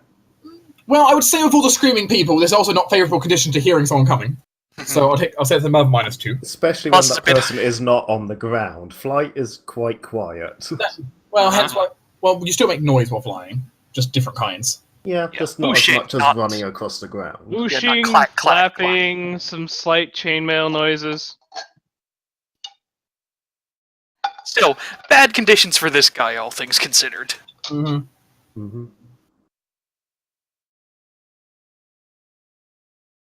But he is a ranged assassin, so he probably has a decent perception modifier. True, unless he uses those invisible stalkers as spotters. Yeah, possibly. which he Well, always has. I them with don't. him. Well, So- I don't see any around him as I approach. Do I? No, you haven't seen any yet. Those probably just missed them because they're also difficult to see.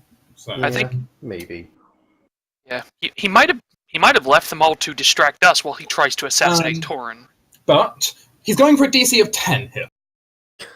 Yeah. Wow. He'll nat one and fail. Wow. He is very distracted, as it turns out. I mean, he was. He's lying there, looking down a crossbow, looking down a scope attached to his crossbow. Oh, Fair he's point. lying there. He's prone as well. I mean, he had to steady himself for the shot. Oh wow. Okay. Guy is fucked. So. I mean, eventually he has nearly killed Torin in 2 rounds. A surprise round and 1 real round. But yes, sideline. That means this is a surprise round. I mean, technically you act before Jortes. Almost killed. Come on, I could take another bolt. Lord Torin, you stop. you could as well. Just a flesh wound. Don't If he tempt got fast heal though, that'd be risky. Yeah, don't Yeah, no, tempt let's me. do- as soon as I do actually get a Anyways. turn, I'm planning on using a combination Cure Serious Wounds Iron Skin. I can do this. I can do this. I can do this. I But do you not have basically- point blank shot. But you basically those sideline basically is acting here in the middle of Jortes' charge. Can Sideline actually see him though at this distance? Probably not. It's the problem. I mean, sideline is going to be like 'Cause, I mean, you sideline could is going to see. be like 300 feet behind Jortes. Yeah, I mean, with your scope, you could probably see what building I'm charging towards, but would you still have time to find what window he's at?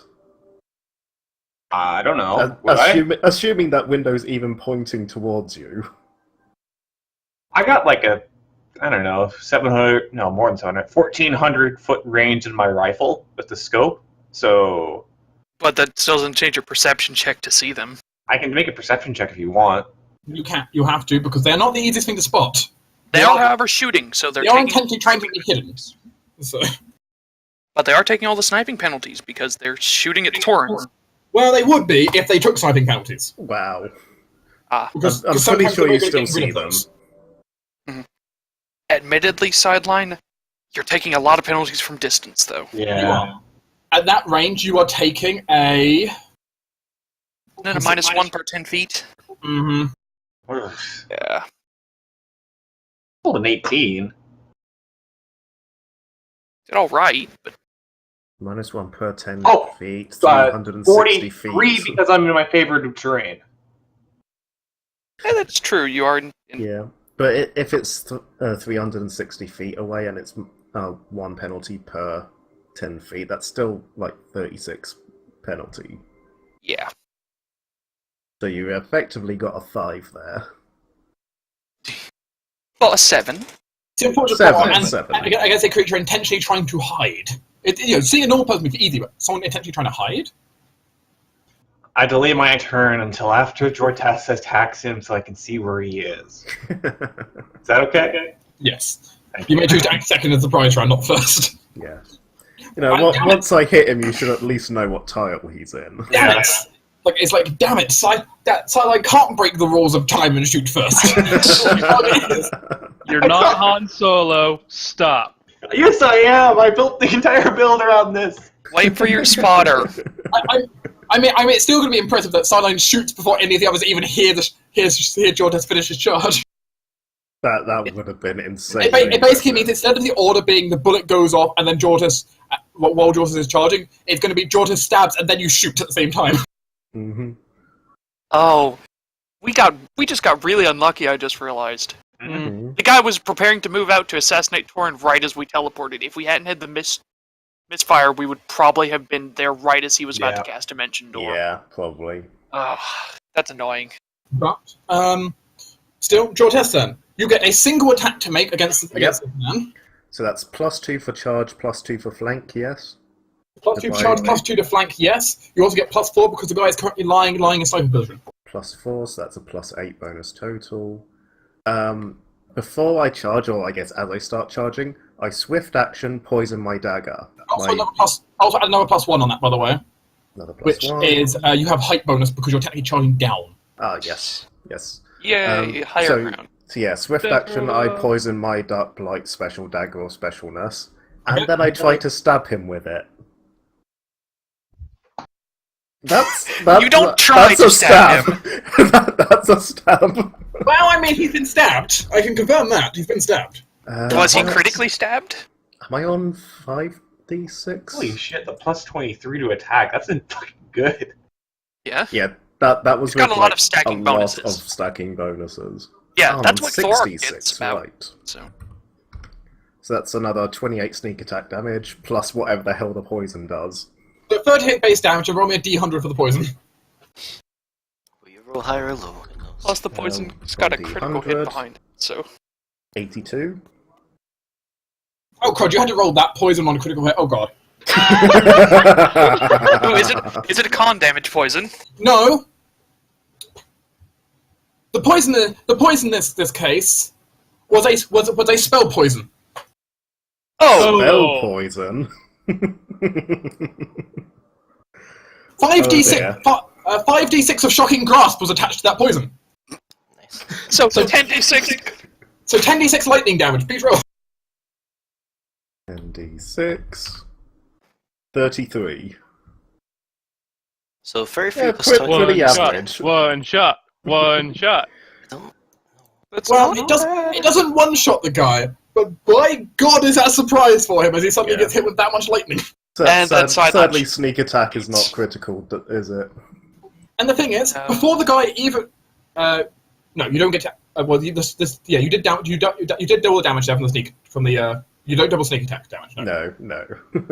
However- just double checking. However, before the guy has even registered the pain yet, Silent shoots. I will use a phase locking bullet. So he can't dimension door again. Now, I do have to warn you that he has significant cover against you here, Never mind, I'll switch over to a seeking bullet. because he currently has 4 cover from the wall being in the way, 4 dodge from laying on the floor compared to a ranged character. Yeah, But he's that's- flat-footed. That doesn't exist anymore. Well, the laying on the floor is anything The on dodge. laying on the floor does count, yes. Yes. But the The wall is true. You have ignored the wall, and he is still flat-footed. So and this is actually still within my touch And- range. Really? Yeah. Oh yeah, you have And a with that's firearms. Yeah, he's Spin got a firearms, rifle man. now. It's in the first 5 range increments for a regular for an advanced firearm. Mhm. Okay, go sideline. Shoot him for flat-footed touch AC. So basically 14 AC. well, unless he has deflection or anything like that in place. Yeah, And fuck it, I don't think we're doing anything else today. I'm gonna. It's gotta be a standard I'm gonna only. smite destruction, and Really, then another judgment, eh? why not? I don't think we're gonna go out today. You have declared judgment upon this man. He's gonna really fucking hate this. And let's go with Pew. And I will choose to. Oh, I forgot to mention this because I need to mention this beforehand. I don't know if it's here or not, so I guess I can still answer it. And I will just dump. Well, fuck it. Just dump all points of arc flash in there. Let's add 43 points of arc flash. What the fuck? Wow, I hate you.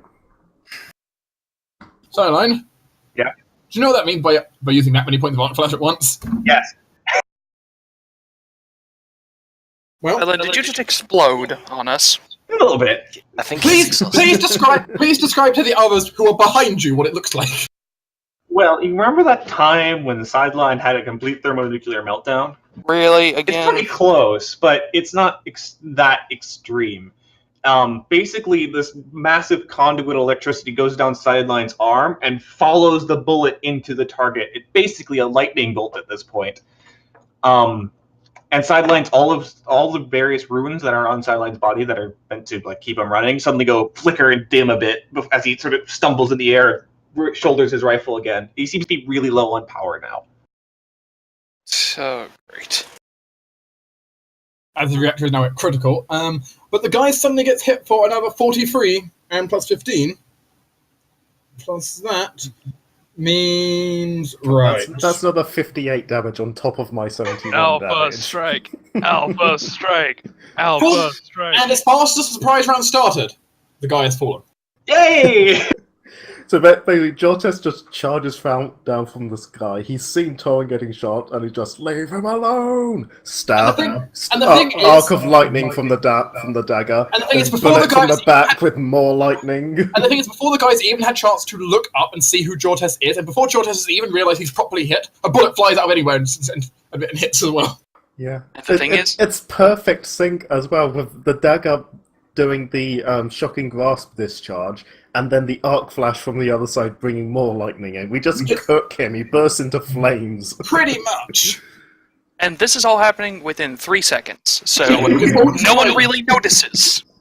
I mean, and within those 3 seconds, basically what those 3 seconds are, basically, cinematically, is Jortes charging through the air, dagger first, spiraling down, sideline drawing his rifle, and tracking Jortes' movement with a rifle.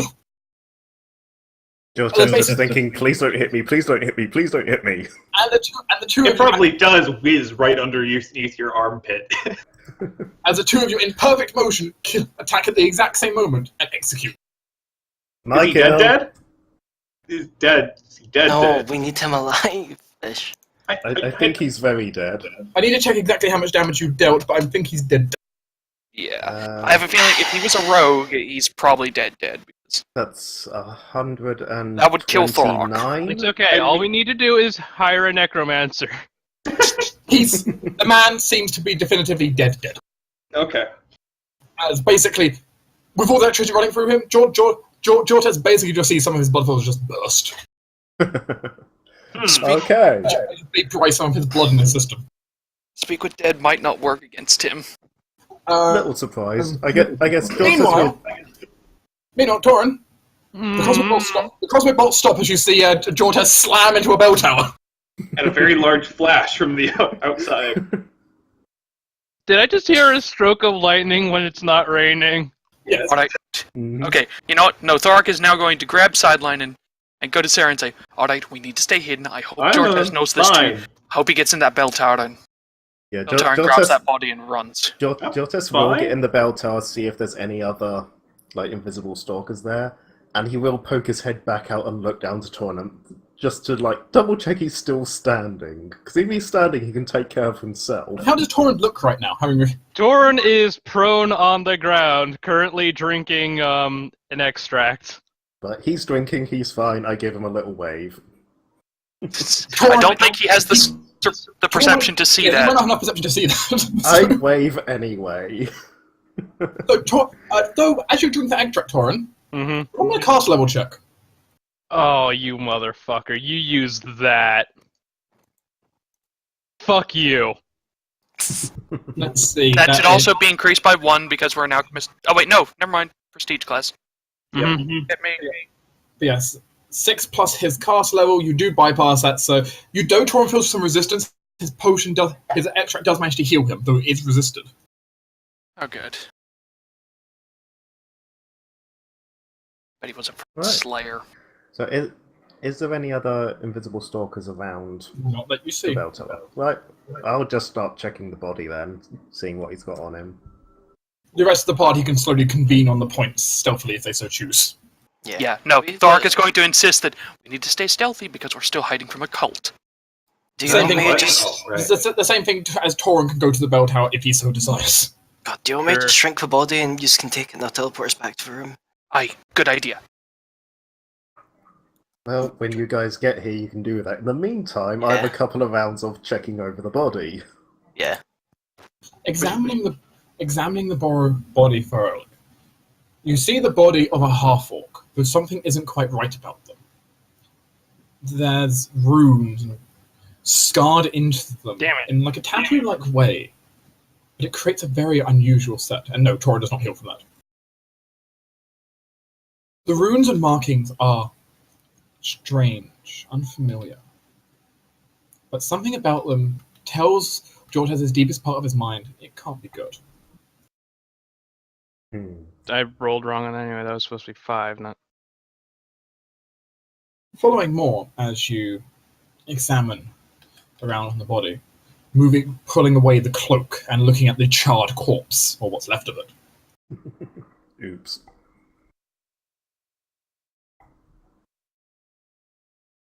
It's clear whoever this person was, they were trained. very well trained. They were an expert at what they did. Sadly, one character can only handle up so well with two people sneak attacking them. With very powerful stuff going on as well. Yeah. But as you kind of look over, around their neck happens to be a holy symbol, well, an unholy symbol, which you certainly would recognize.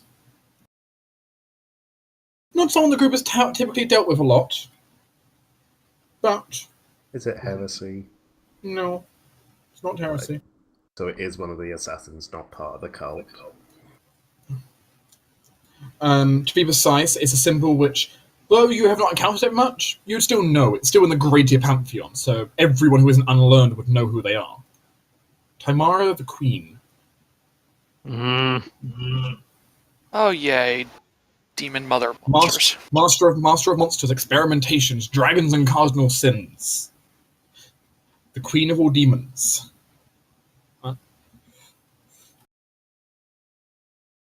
And the fifth to be created.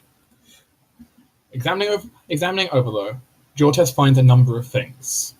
Firstly, a number of vials of this strange black liquid. 5 to be precise. Taking them. I It can examine them later. It smells absolutely terrible. Is it Blade Fester? What? You don't know yet. In addition, you also find 3 vials of what seem to be some kind of poison. In addition, you find some other things on their gear, such as you also happen to find a ring of protection +1. I think some of us don't have one of those yet. Yeah, I've already do got not. one. You find One of you guys can have it. find a suit of orcish studded leather armor +2.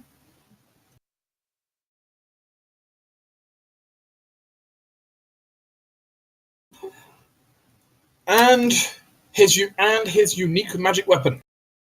Oh.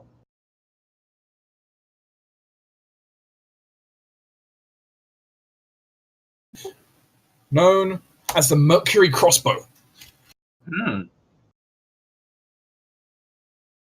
have to examine it to figure out what it exactly does. But other than that, he doesn't have too much that's too interesting. Some booze, some food.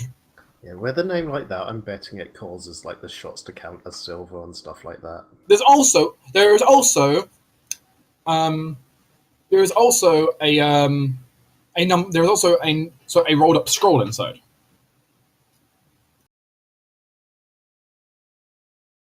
Which unraveling seems Detect magic before I read it, just in case of explosive runes. it's not magical. Good. Read it. Unraveling it, it seems to have a number of names on it. But one important note is it does have each of your names on it.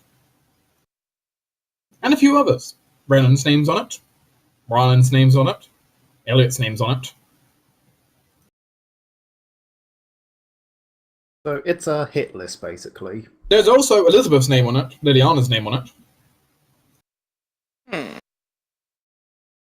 Interesting. Siesta's name is on it. Basically, it's everyone, all of us who we work with and who is close to us, basically. Pretty much. There's also a couple of other names on there that you don't recognize. Interesting that Elizabeth is on it. Well, we've kind of been trying to get hold of her again since the start of her campaign. So it's it's not that unusual. Yes, but from what we know, she's been a prisoner of Karma, or a puppet of Karma. Which like claiming to this is not a puppet of Karma. Mm-hmm. Yeah, which is interesting to say the least. Mm-hmm. But there are some other names on there that are not people close to you, but are still relevant for me to mark down.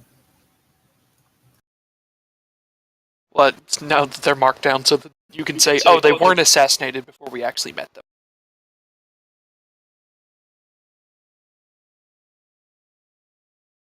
I'm just marking them down here for you. You have to give me a second. Well, I hope we were the first targets, because I hope they haven't targeted my tower. I kind of just got those people. I know, but I just got them. Just quick, because I was writing things down at the time. Was it 3 vials of poison? Yes. Yes, right, good. Uh, I'm sure we can. I don't. work I on don't. what they I are don't know later. how you can. I don't know how to cross things out on Roll20. So I'm just going to put a little marker to say which ones are cross, which ones have crosses through. You can put it in Discord. I could. Discord does have strike through. Through Discord does straight through. I'll put it on there. Yeah, double tilde. But ignoring people who are close to you, though, I'll produce for you later the full list of everyone on there. So all the people they've actually named. But a few people on there who aren't directly close to you, but still are of some potential interest. I love the Four Fist on there. Oh.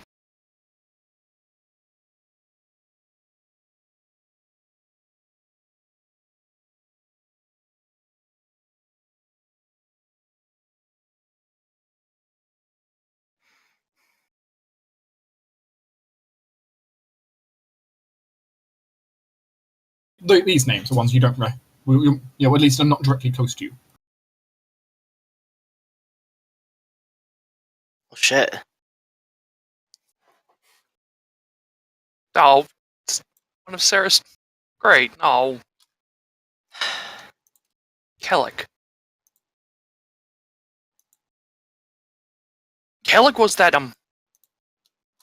he was the ranger He Ranger. was.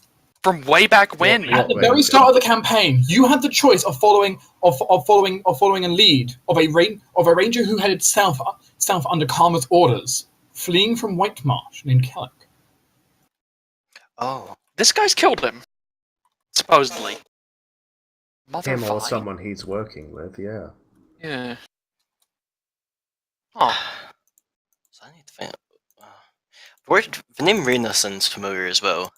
I can't remember why. I can reveal to you because that is a character you have actually met, so I can actually reveal to you who that is. They're not someone close to you. Actually, I would say they're pretty far from close to you. about Saren. Raina Jean, yeah, I know her. Oh yeah, her. Oh, Yeah, yeah. we did meet Yes, her. yes. Well, we're not so going there We again. blew up so- Perm City.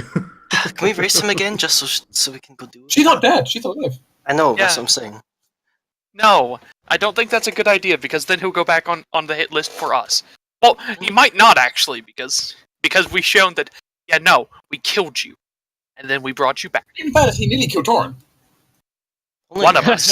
But not quite. And If we have the ability to bring him back, Please note, if he didn't roll so terribly on that first sneak attack, Torin would probably be down.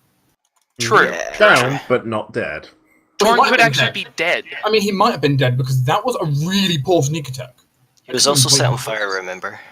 He was also Yeah, on fire, but he put the fire out luckily. Yeah, It but was- if he put it on fire again and he knocked out. Yeah, was he had burned. True. he had 20 extra points of sneak attack that could have dealt to Torn. Could have easily sent Torin into bleeding range. And without fast healing, he would have just bled out. Well, maybe not.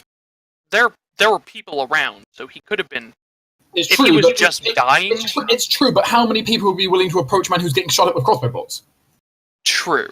That's a dangerous area to be in. I'm back. Welcome back.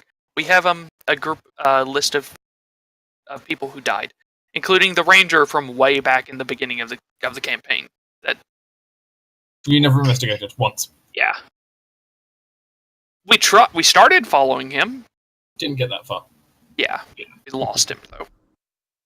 Look, we had other things we needed to do at the time. But yeah.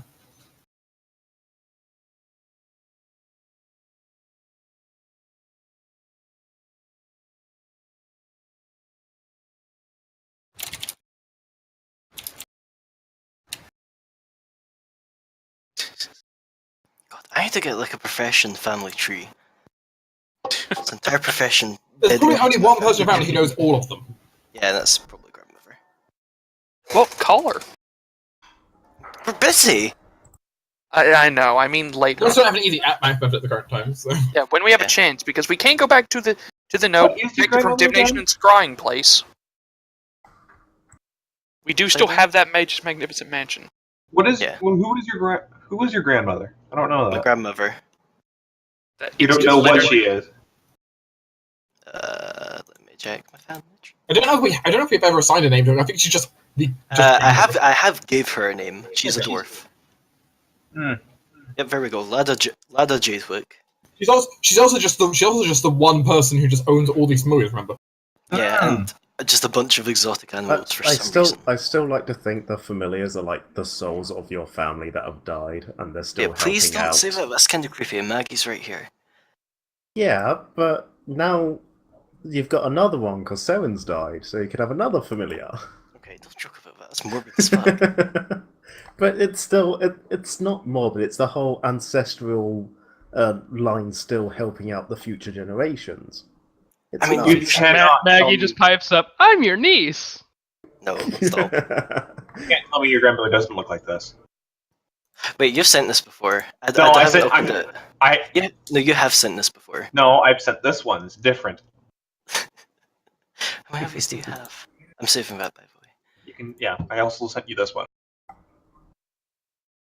That's just, isn't that the same?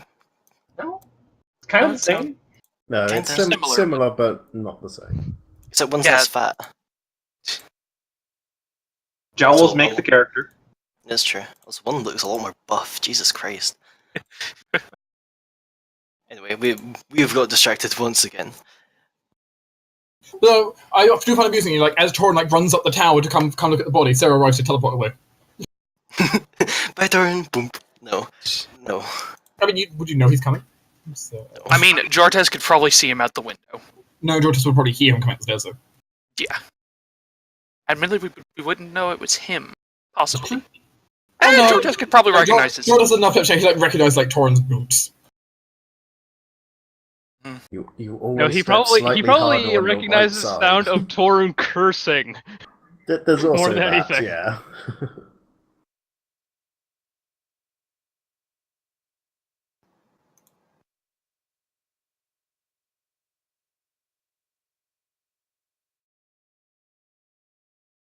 So yeah, Torun eventually makes it up the tower, I guess. As you see the display of the corpse that's been basically exploded from electricity. Torun just kind of looks at him and goes, "Oh, thank God you got him." You think we wouldn't? Yes. Also, ow. Of course I got him. I couldn't let him just kill you. As Torun just kind of pulls a crossbow bolt out of his chest and just throws it on the ground. You're around that crossbow. There's necrosis around that section where it's hit. CS is not going to be happy about this. Well, the good news is, from what Jortes has found, probably not from the cult, Okay. because they seem to be worshipper of the Queen. This is also double confirmed by Niket saying like it didn't seem like a cult member from all the things they know, which helps. Which, admittedly, will be... Alright, We'll be move referring- over. I need to strip him and search for identifying marks. Let's get him back to the private sanctum in the tavern first, because we're still kind of hiding from cultists here. Yeah, we're also making a massive scene just get floating here. We're not. You're We're in all floating here. I'm not floating anywhere. Neither is this guy. Torn kicks him. Neither are we. Neither are we. Thorok would have at least pulled you guys down into the bell tower. Going home. Repairs needed. Bye. So it floats off. Sideline, no. What? We're gonna teleport with Sada. Jortes, you can turn invisible thank with the God you Wayfinder, can right? teleport. I do Yes, not want to I walk can, back. for a limited amount of time. Yes, I can. Well, Can before I leave, Invisibility and meet us back there. Sarah, can you teleport Torden, Sideline, and I? just a second, Sarah's got to cast invisibility on Georges. So there you go. That'll save you some time. But- And okay. Thanks, spell Sarah. slots. I have a horrible limp right now. Let's attempt to teleport. Admittedly, this is a definite place you're very familiar with since you've been living in this tavern room for a while now. Oh, fuck me. I'm just rolling Very really familiar. high. What did she roll? 86. 86 is fine. Yeah, I know, even if but you had I'm- just seen it once, I think that would be fine. No, it would be off target. To fail, you had to roll 100. So, I'm still annoyed by how high I'm rolling. Yes. Fair enough.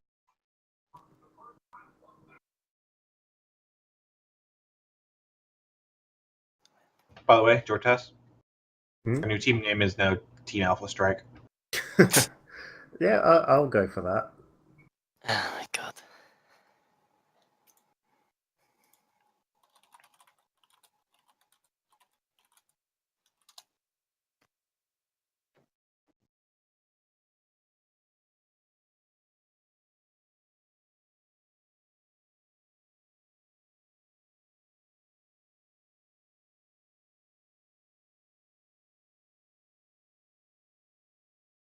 yeah, you can get back to the tavern as you kind of land there.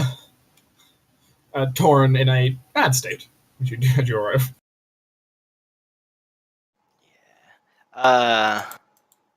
Turn, you think whoever's got used magical? Vaguely yes. Want me to go? Vaguely yes. Okay, so we'll cast Detect Magic. No. Torrance is gonna take off his, Actually, all his magic equipment so it doesn't interfere. Also, Sarah will cast Detect Poison. I guess might as well. Neither seem to get a register. Okay. I have no idea what's going on with you. Do something slightly different, I guess. An arcane sight. Does that come up with anything different?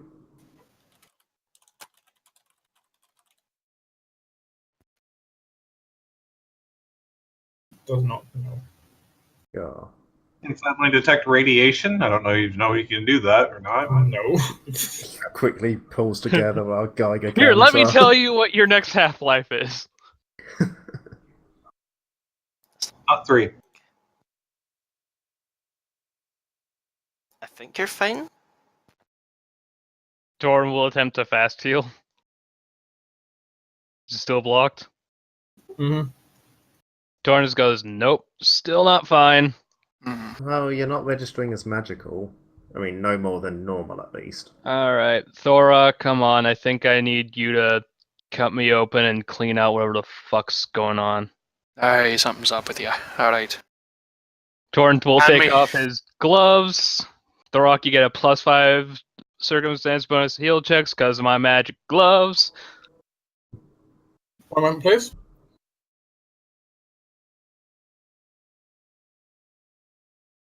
And skills, let me check something.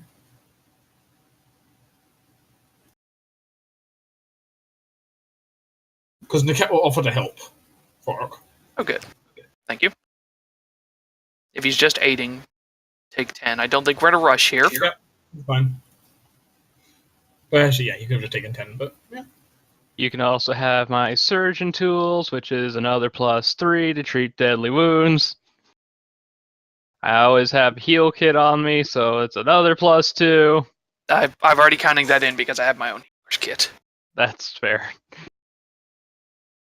Okay, so. And tears to wine for another +5. Okay, so that is +10. Sergeant's gloves and that, so. Alright, well, let's, might as well just take 10 on this. Or can I? You cannot take 10. There is a risk of failure here. Okay, Risk of failure. 40. Okay. In which case, Fork can clean just Torin's wound and spend some time. It's a difficult process, and throughout it, part of it does require you having to make further cuts into Torin, causing him to take 1 point of damage per hit dice. That's fine. I'm just brought down to 10 health. But in the process, you managed to find in there basically as the bullets went in, the bolts went in, they shattered into tons and tons of tiny pieces. Right. They don't seem to be made of normal metal, from what you can tell. You're not sure what they're made of, but you do know that you do come to realize quickly that touching of your bare skin is a terrible idea. Yeah, no, Sergeant's gloves, yay. It seems to be causing Torin's wounds just not want to close up. You're pretty sure that mundane healing basically won't work. no amount of bed rest would ever heal these wounds while these are in here. Mm. And just and magical healing, of course, you'll see has been stifled.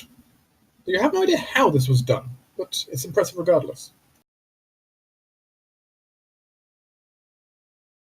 Tailor-made to kill me and still failed. It doesn't Still seem holding on to that immortal title. Interestingly, it doesn't seem to be made of silver. That's important.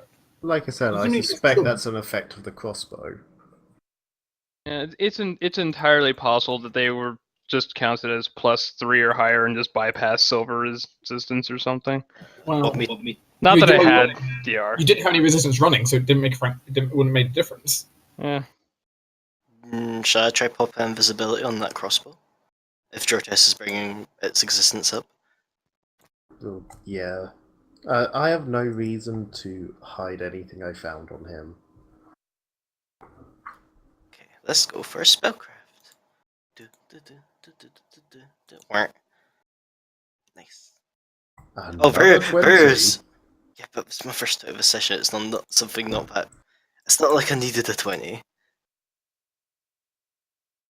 No, but this is like the third or fourth one we've had this session. I mean, usually in most sessions we'll have at least a decent handful of 20s. We have a handful of 20s usually. Yeah. Usually when we don't need them. Yeah. But for your guys' knowledge, this is the full list. Damn. And familiars. Wow. I like that it's got Sideline's full name. Full designation. Yay! And all of your robots as well. And Lyle. Mira. Why is Lyle there again? He's alive. Yeah, you brought him back. Oh, Elnoran's there. And technically speaking, this list was probably made while, Lyle was still alive.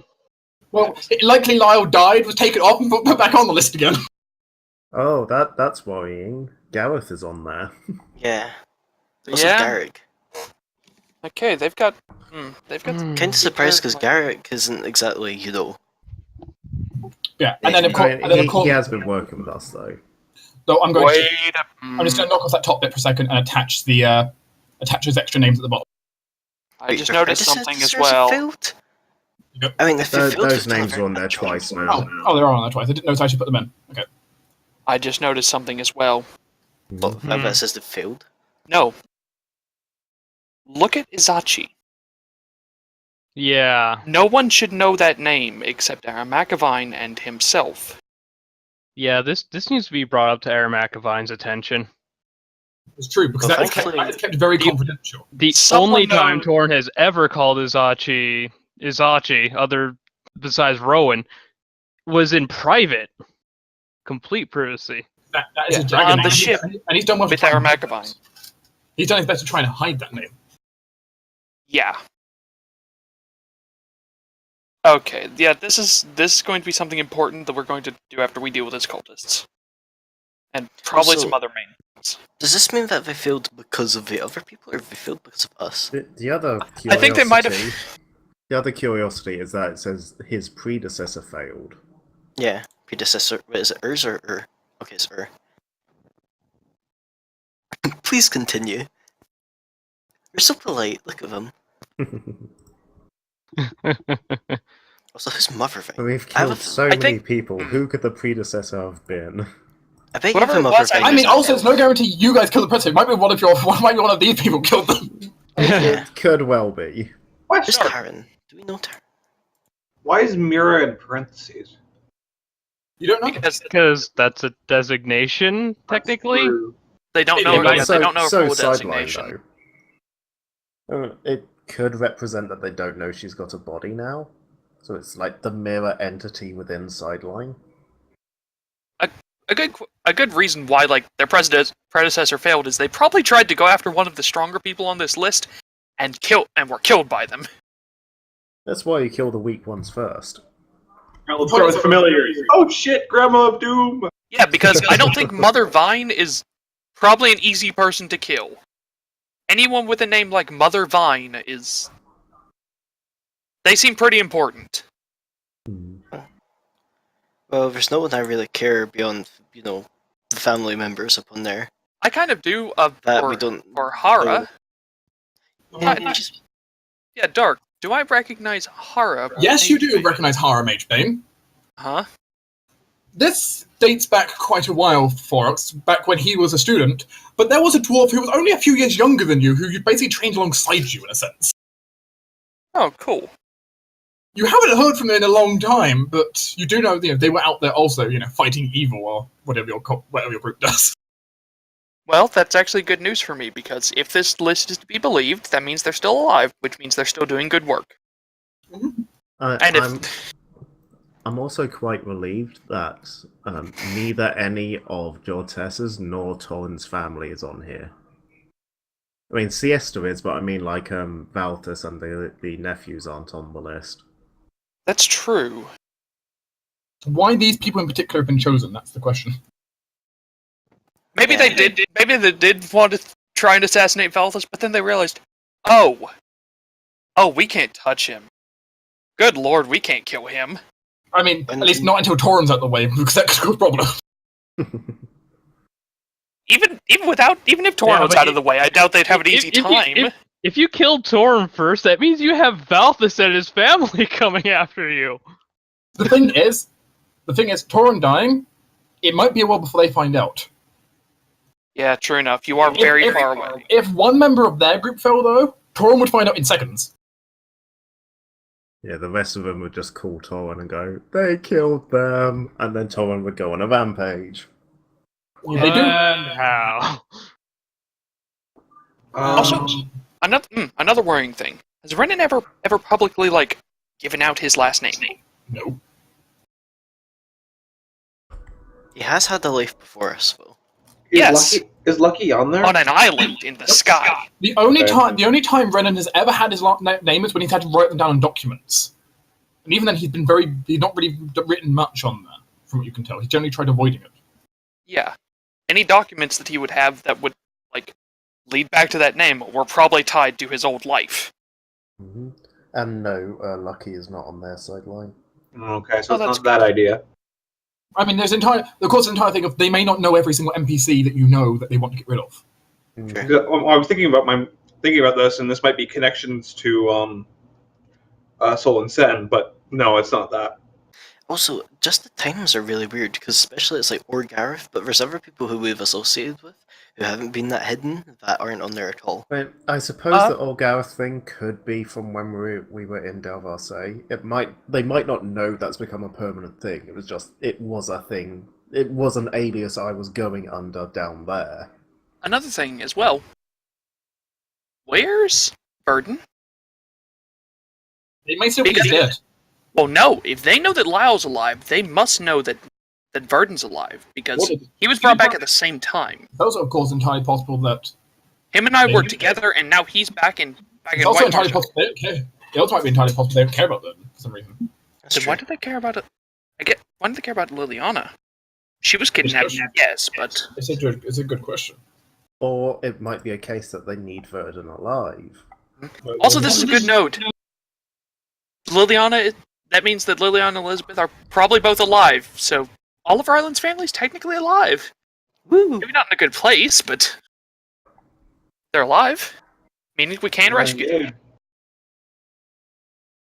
I hope Seren hasn't been dead for long. It's also entirely possible that NPCs you don't see on here might be on a different assassin's list. Mm-hmm. Possibly. No, we Right. do know there was the 5 hunters coming after us. They could have quite easily have each been given a list. Yeah. Wait, let's These hold ones on. are I'm gonna go. yours, and these ones are yours. So in that case, whoever got the short straw, because look, 5? Like all 5 of you? Let's see. Who could this Yeah, go no, for? I have a feeling that it's not going to be, split between them. A mage of the trees, piercing and defiant. Blah blah blah. But if Knight, it was split, no. it's probably a case of us 5 are on all the lists as targets of opportunity, and then the rest of them are Liliana might not be on everybody's list, but we probably are. Still, though, we're not the first ones on each list, though. I am. Yeah, Sarah is. Who's on this list? Yeah, why would we all not be on there? Because Thorok has not changed at all. If we're going up by people who have joined us or left us, aka like Jortes or Gareth, Thorok has always been with the group. Same Maybe- thing with Maybe Sarah's worth the highest bounty. Who knows? Sarah Maybe is it's probably the maybe most it's unique. because maybe it's because of the familiars. We're kind of easier targets for all of us together. Yeah, it's one of those cases where like a person is worth 100 gold to kill, a familiar is worth 5. Normally you don't bother with the familiars because they're not worth much, but then Sarah's got like 50 million familiars. She has an entire pet shop. If it is going by bounty, how much it's worth, going after Torm would then make sense because he's second on the list. Mhm. Yeah, sure enough, Torin would have one of the higher bounties, especially since he's seems to know. And since Torm left himself completely isolated. Yeah. I am quite disappointed how low down the list I am if it's by bounty value. Thorok is fine with this because Your If he bounty doesn't have- is mostly jilted lovers. Very well. however, could yeah, be. that would put And, you that know, would unpaid put you child behind. support. Yeah, that would put you behind Rylan, Elizabeth, and Liliana. Which Mhm. sure they're nobles, but you would think that we would be higher bounty because with us dead, they're a lot easier to kill, or at least Rylan is. Of course, we're just going off like a list. Yeah, you don't know exactly how this was put together or what orderings it was done. Yeah, it literally could just be the order they thought of names in. Who knows, maybe this is at the time where I did something really stupid. Though I'm sure Starline enjoyed seeing his full thing written down. Doesn't have a also, serial number though. something else about this guy being part of the 5? I don't think he is. Yeah, no, I don't think so either, because why would they have a note about their predecessor? I have a feeling like this guy was hired from a group that's separate. It's also entirely possible. Maybe one of the 5 is outsourcing their work and hiring sub-assassins. That's possible, Yeah, because because Or maybe he is one of the 5, but he's just the No. replacement for one of the 5 that died. he But doesn't then why match wouldn't any they of the reference the- descriptions. yeah, why wouldn't they represent, like, or reference any of the others, though? Why would they? I don't Because think if the really 5 are have- working together at all, If they are. if they Maybe they're okay, not. but maybe if Maybe they all hate each other. It could be a contest. I mean, Could it be a said contest. that. Yeah, I mean, if they are working together, there's nothing necessarily saying that everything we'd have to say is on this one note. oh yeah, true. It's also Yeah. entirely possible that, they just don't want to split the bounty, so they're not working together. I think this guy was hired by one of the 5 is probably more likely, because isn't one of them a very, like, described as a very silver tongue type person? Not Silver Tongue, but there's one who's shadowy and defiant, aka Edgelord. I feel like they would probably do that, because this... Okay, was that word? If you have the list of them, you can feel free to post it again for everyone. It's not. Let me go and do that. Is that pinned? I think that... Probably, but we have like 19,000 pins by now. I know, but I'm going back through. I mean, I've reposted that again. I mean, if nothing else, we can always refresh it up the pin list now with this. Mm-hmm. True. I do that with Dark sometimes. It's just like, Yep, there it is. I It's, had Torn's to-do list pinned for like a week. Let's, unpin it, recopy it, and pin it again, just so it's, more fresh. yeah, back Yeah, in February, pinned JMax message. The guy we just killed, I don't think he really matches any of those descriptions. No, not really. I mean, is he an ally to any of this? No? Not that I Yeah. know of. No Yeah. one Also, recognise that's... him. Also, yeah, he's... They're supposedly supposed to be alone, they stand only a mighty foe. That didn't seem like a very mighty foe, considering we killed him in less than a round. Okay, keep in mind. Admittedly- He wasn't. Shh. Yes, I realize he's... Yes, I know, he did a lot of damage, he nearly killed Torin, and Okay, but we keep in did mind, get the drop on him. keep in but mind do you how think old he would this be note easy? is. Then he had True. he had a company of invisible stalkers with him. Yeah, those aren't exactly cheap. That is true. That means he's got a collar. Ooh, actually, that points more to where, like, The mage. he would be hired by the mage, yeah. And you know what Because could, and you know what could actually point in that favor? A mage of the trees. Could that be Yeah. different from an elven mage? Maybe they're the one having the wedding. Maybe they work at, the summoning school that we're like right next to and within sight of.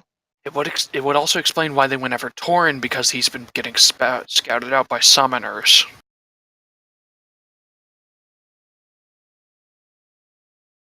All right, so I'm gonna unpin the old message and repin the new one. Go ahead. It makes it easy for everyone.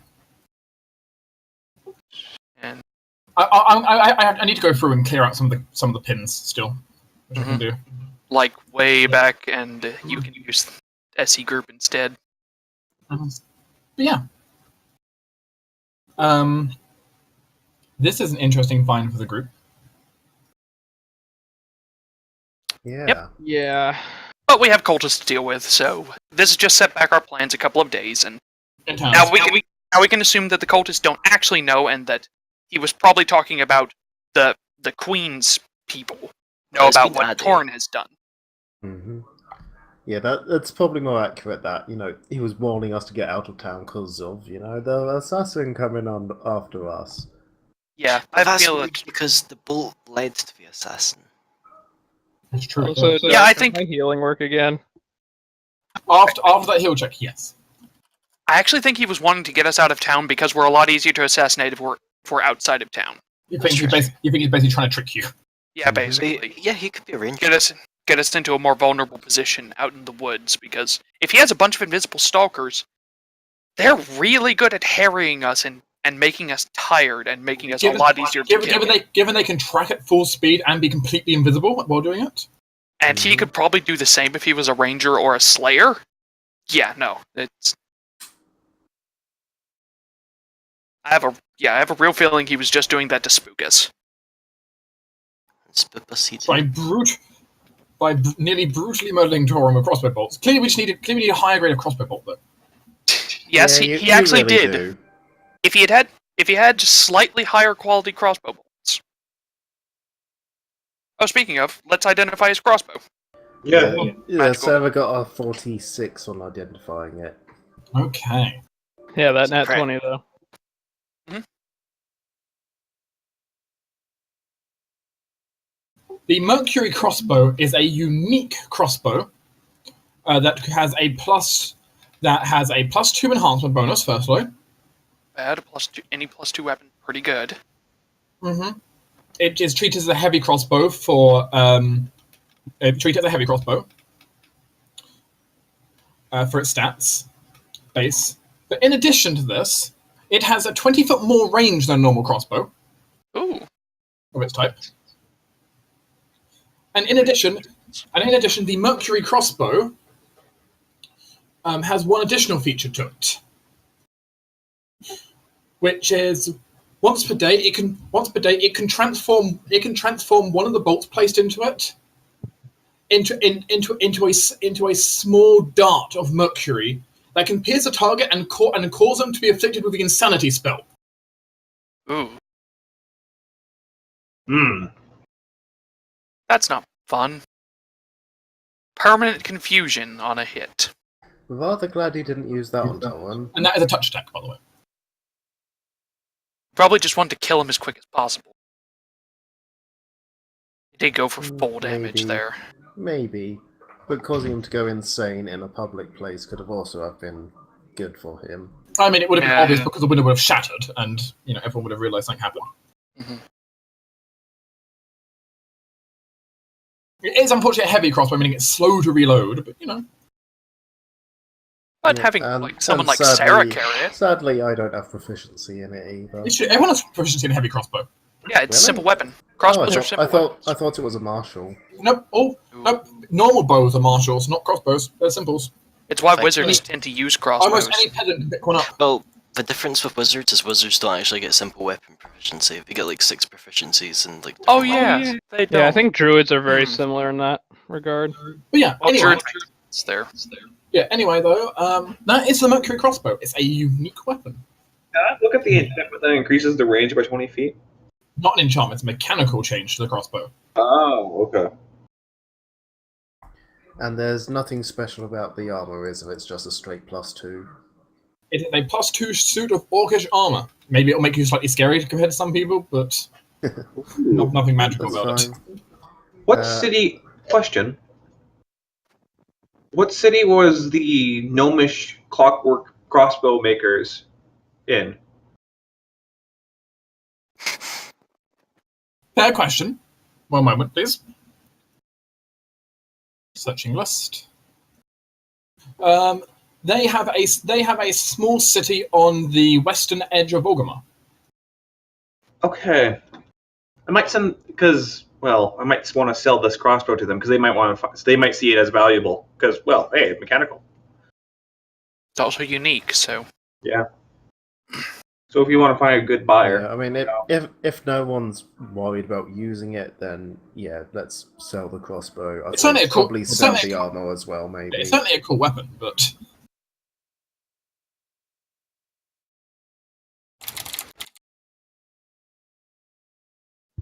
the insanity effect is, let's be honest, is really the most interesting effect of the crossbow.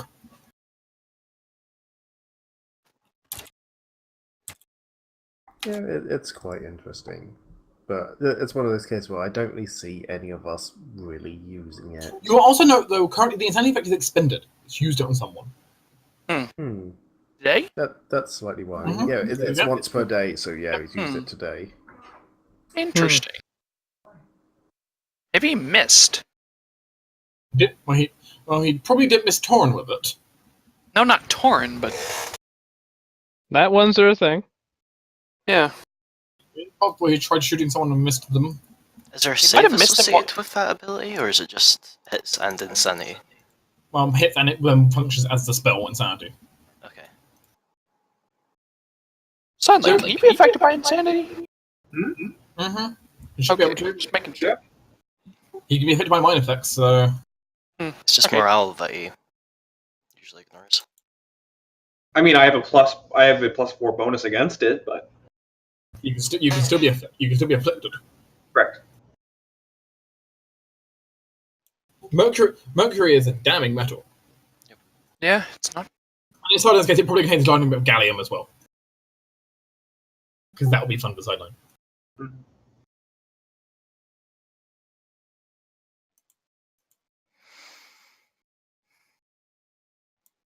So what's the plan now? Would you want to rest and then try doing the Please, cult? for the love of God, please, I have no spell slots. Yeah, no, we need to rest. Wait, it's probably good to rest overnight so you can get spell slots. Torin can get his fast healing uses back, things like that. Yeah, Sideline can stop being exhausted. Yeah, that's. Well, sideline, you just need an hour, but. Yeah, I was on But one he use of needs literally. he needs to plug himself into the mains again, recharge. Okay, back to Pestilence Bloodline. Alright. The group takes a long rest. Sideline regain 1d4 charges. Everyone please regain hit points equal to twice your level. Oh. Let's be honest, you'll get long-term care if you didn't won't have enough, so. Yeah, that's true. Mm-hmm. So I'm getting Charm Animal, Contagion. Sideline, are you really not. One! Swarm, One point of charge in the reactor, not much. and Yeah. Contagion. It was a stressful day. It's the first time he used it as well, so it's working out the kinks. And not only the first time did he use it, he expended every point of charge at the same when he did that. Mm-hmm. Ah, It wasn't the first time I used it. I actually used it in that basement scene, but I only used like 2 points every I shot. don't know It's a true. basement scene. It's Which no, basement scene? underneath the tavern. Oh, then right. But the problem was none of you could really see what was going on, so I didn't describe.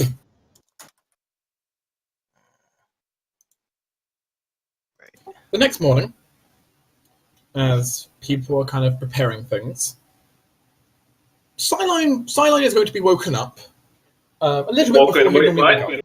What? As will Jortes be woken up a little bit before normal. I'm woken up? Well, But in your case, you're distracted from what you were doing. Oh, okay. You kind of go from standby mode where you're recharging, and suddenly realizing, oh wait, what's going on? yeah. And it doesn't take much to wake me up.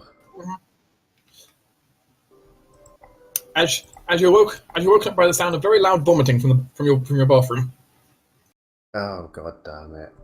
I I open go, the bathroom knock- door. Hello? No, you don't, because I would go there as well and stand between you knocking on the door. You know, What? they're throwing up. Give them some privacy. Just knock on the door. Are you all right in there? I open the door. I'm standing in your way. Silent can open doors at range. Oh, god damn it, sideline. Please How don't shoot dare he be a Grand Marshal of the city? Of every city. Hello, are you okay? Inside, you'll be able to see the one throwing up currently is Niket. Though at the same time, some of it is oddly bloody. I pick him up. God damn it. Yeah. I I was going to do exactly the same. Pick him up and carry him to Torun. He is not appreciating this, but he's not going to resist. Like, come on, you're obviously not doing well, let's get the doctor to look over you. As Torin, I suppose, has suddenly woken up from his beauty sleep. What? Sorry, Niket's Hi, Cure. Sorry, Niket's throwing up blood. Can you take a look at him? Torn just kind of pulls a scarf off his head and just tosses it onto his bed and goes, God damn it. Fine. I'll let you lay in next time. It's fine. It's what I do. Niket's having trouble speaking at the moment, just due to, trying to not, being rather sick at the moment. I think it's fair to say I'd be fatigued for this. Not reasonably. It's only you're only being woken up a brief bit before you'd normally wake up, so it's not No. Not enough of an interruption. you'll be groggy, but you won't necessarily be fatigued. So Alright. So let's go ahead and diagnose. For 36, I rolled a 4.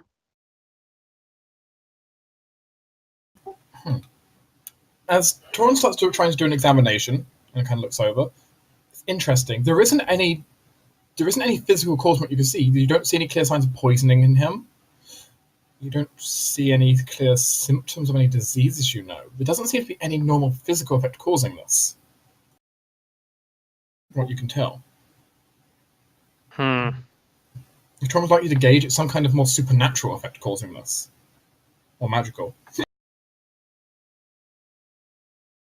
Alright, just sit tight, Niket. I'll be back in a little bit. Storage goes, go prepare extracts. Certainly, of course, your extracts may have extracts that may help the situation. Yep. Okay. It's not a poison, What bothered are you picking Sarah as you wake up this morning? Well, if we're actually going into this, I'm tempted just to go pestilence again. Because I do kind of want to drive the, disease and swarm plan. As Sarah wakes up and takes in the power of death and pestilence to her system. Wahaha. Are we doing it or are we waiting another day? I mean, I thought do we have a reason to wait? No, I guess not. I am fine with at least getting started on it this day. Okay, so first things first. Arcane Sight on Niket.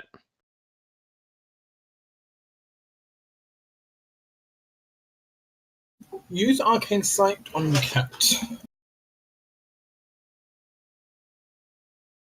There is something odd going on, but you're having a really hard time reading it. It's unusual. But not impossible for you to read, but it would be hard for you to read. Spellcraft or Arcana? This will be an Arcana check. The one issue for you is basically the aura is so weak. It's kind of hard to get a good reading. Aha, can I aid on this? You can make your own independent check if you'd so like with a stronger aura, so DC's lower for you. I might as well.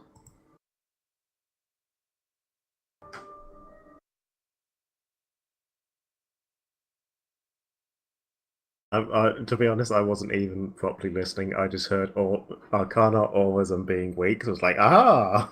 I might be able to help. That was all you really needed to hear.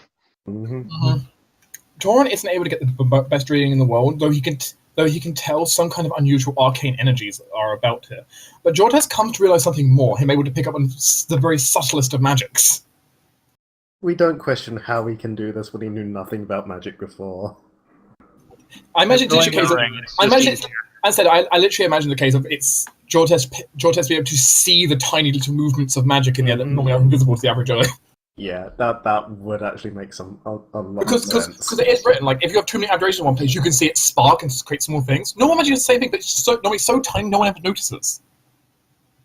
Except Jortes. But then people don't usually have a plus 35 perception. Plus special abilities that say, yeah, now you can see the tiny stuff. Yeah. Jortes zooms in and sees a tiny spark in the corner. It's like, I see you. Makes his eyes bigger. But with your combined efforts and Jortes having a better idea behind the aura, oh, that's an interesting sign. From what you can tell, it seems to be some kind of. It doesn't seem to be a effect that was directly designed to target Niket. It seems to be something that Niket's been caught in the crossfire of. And kind of discussing between it, though Niket does seem to be slowly improving on his own here, but can I discuss between you? Your most likely thing that you're kind of getting from this is some kind of powerful amount of dark magic has been used. For some reason, it's reacting to Niket in particular. Possibly from the heresy cult? I'm betting it's something to power up or draw from the heresy cult, and because he used to be part of it and he's so close to the area now, it's affected him as well.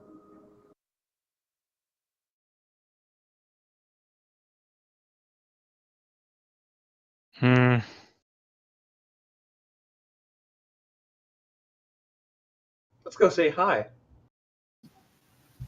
Yeah. That seems to be what's going on, from what you can tell, is some kind of energies are, well, seemingly targeting the cat quite a bit. And you also noticed something else. It seems like they tried going after Tauren as well. Ah, yeah, you've got some weird little sparks around you too. Though you have a feeling in Tauren's case, basically, he had enough hit dice basically to ignore the effect. So. Does it look like any of the rest of the party was affected? No, only those two. Right. So yeah, they're really looking at going after you, Tauren, for whatever reason this time. Look, I have a lot of enemies, okay? Well, yeah, you do, yeah. Well, but... if the heresy idea is correct, that would make sense. Both him and Niket would, could be classed as them to certain people. Yeah, but I was more thinking this specific cult rather than heresy in general, but it would make some sense.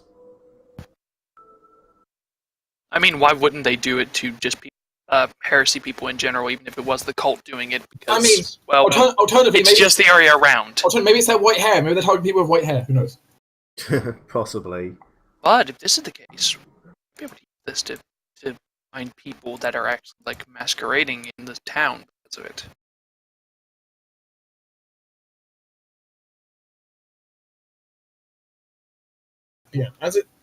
Yeah, after a while, with the aiding of Tauren using more traditional medicine to try and help Niket, you can kind of treat him enough that he's not getting too bad, and you're able to prevent him from taking any ability score damage from this. Traditional medicine. I'm sure I can come up with some kind of experimental medicine to help him.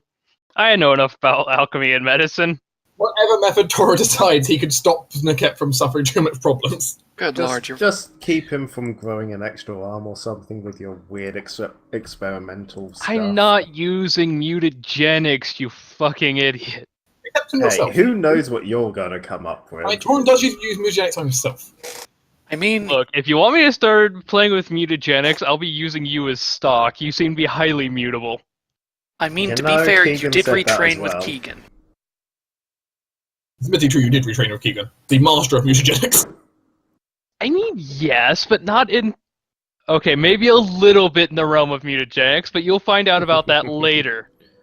Regardless, though, Tauren is... There are like 3 mutagens going through me out. Tauren still managed to roll high enough, even with that 4, to be able to stop Niket from taking any ability score damage or anything. Treat him. But it's worrying that, something seems to have happened. Well, in that case, now is going to be the best time, because if some of their their less powerful cultists are weakened by this would be a great time for them not to notice the poison taking effect. Tauren is also required to make me a perception check.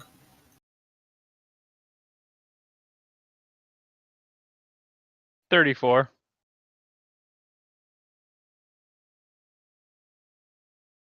Higher if it's really in consent.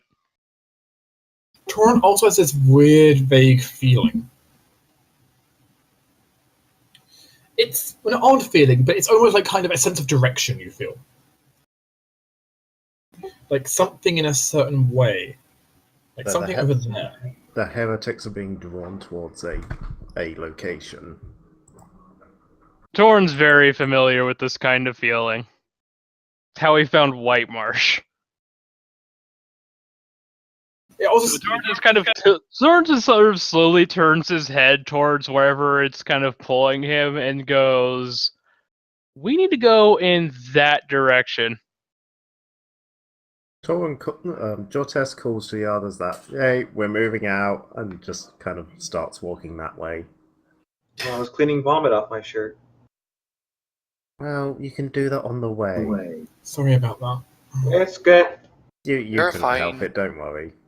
I can't be disgusted. I'm the best person to do it on. He really is. I mean, actually, do it some more. I mean, technically, Summon's not immune to nauseated, is he? I don't know. It might be. Are you immune to disease effects? I'm immune to disease effects, yes, and nausea is not a disease effect. Well, if it came from a disease effect. The point is, it's not a disease. That's interesting. No. I can be immune. But yeah, regardless. Is Niket still suffering from nausea? No, you seem to be able to clear it up enough with your combination of things. I imagine ginger was used, but however you did it. Well, ginger is used for seasickness in particular. The point stands, I imagine, whatever method Torin found, you managed to treat Niket, so he's not suffering any direct penalties of this. He's equally I just have a dose of peptic salix he can just sip on for a while. Keep a hold of it if anything Yeah, happens. if it comes back up, he can hold on to the peptic salix. But he will also report he can hear like a weird buzzing, but he can't really pinpoint it like Torin can.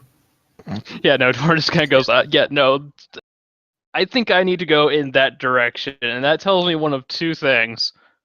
One, because, I'm not linked to the gods anymore, Torin raises his right hand with the brand, and it's probably something to do with the heresy. And two, considering that we're hunting them, that tells me that's where my fucking prey is. And as a wolf, I feel a need to go kill it. So, hunting season? Hunting season. Yeah, we can hunt it. Hey, Sideline, do you have a fuzzy hat? No, and you cannot use my rabbit to make one. Damn.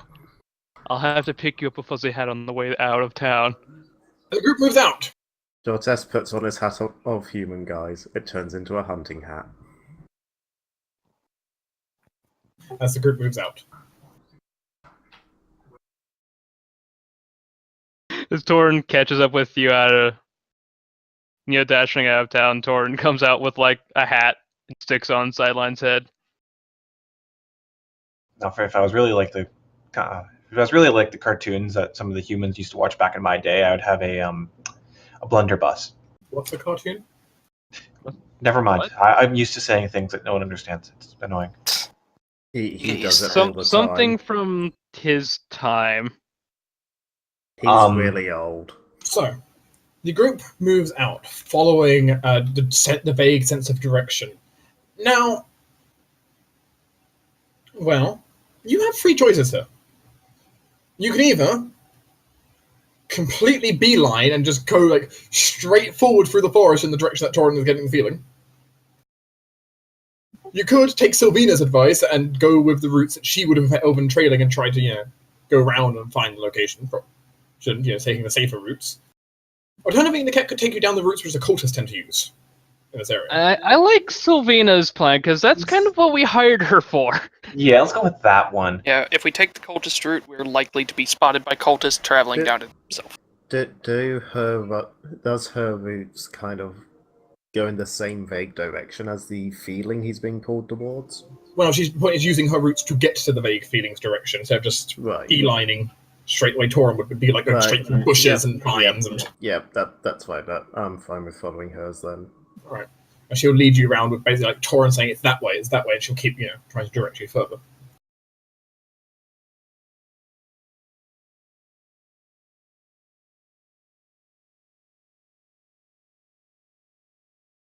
you all run across a scene which is slightly disturbing. Because as all of you pull up, approaching towards, well, for one, a very ill feeling to all of you, a feeling that you should not be here as you approach. Zyzen seemingly only approaching because hand no animal.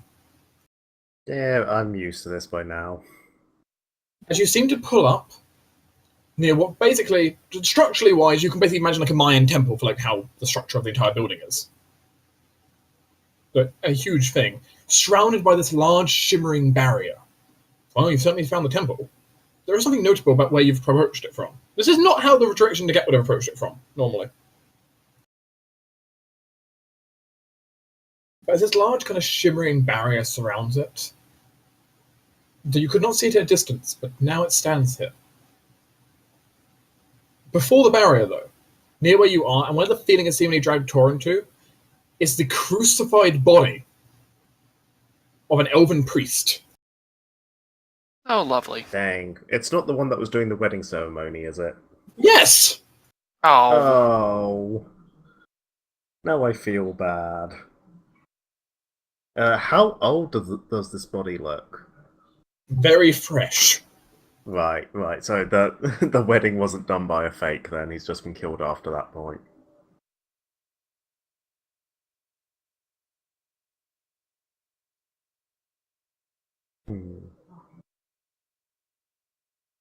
That was terrible.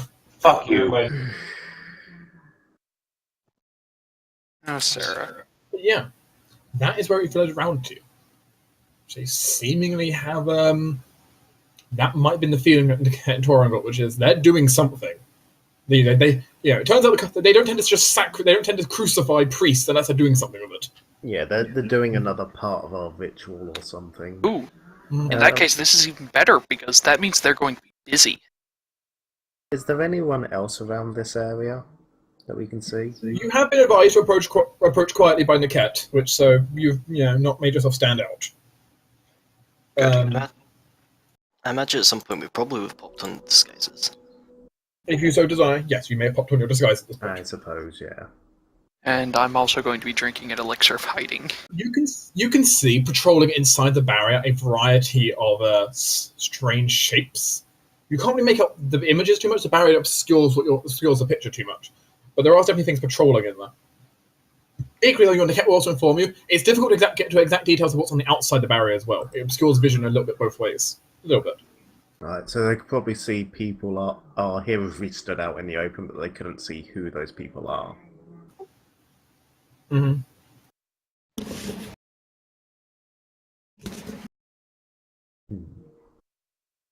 Which typically doesn't matter to them, because normally they'll just attack anyone on sight through the barrier. Unless they have a particular reason to not target you.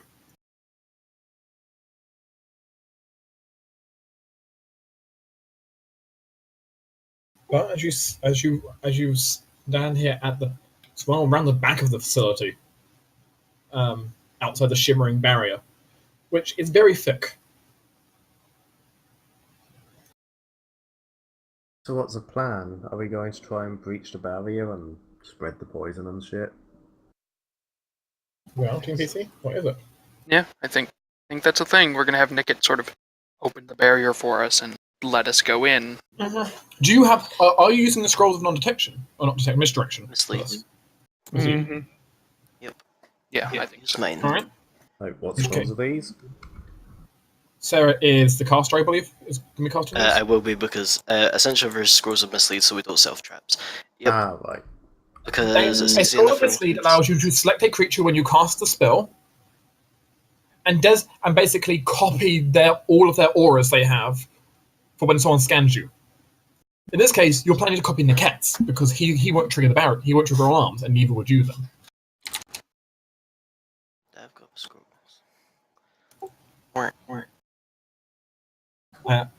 As Niket is targeted again and again and again and again and again. Do I want to put my honey tongue elixir? I think you should, because Thork is planning on going in this as a mute, and so he's going to be using stealth instead of bluff, hopefully, or disguise, hopefully. Thus the elixir of hide. We're going in as a mute, you say? Niket's going to Yeah, make I a few think so, alterations to your disguise robes then. All right, sounds good. Yeah, because Because there are actually a few mute. There is actually a small set of mute monks. perfect. So I can- so it's going to they're going to give you uniform appropriate for that. Ooh, if that's the case, I wonder if I could substitute Profession Sensei for demonstrating that I am indeed a monk. Perhaps. Maybe, but until then, I want to stick with just stealth. Yeah. Niket can do so as long as you don't speak. You'll be fine. If you speak, you'll be able to give away your disguise. But Thorok I shall also, not. I also want to check my elixir thundering voice for +10 to intimidate. It might be useful. maybe save that. Yeah. Because if you just start talking, it sounds like, I am Thor. Look, wait, but it'd be really weird because I'll have the honeytone elixir and the thundering voice elixir. You'll Don't sound you really love the smooth. sound of my voice?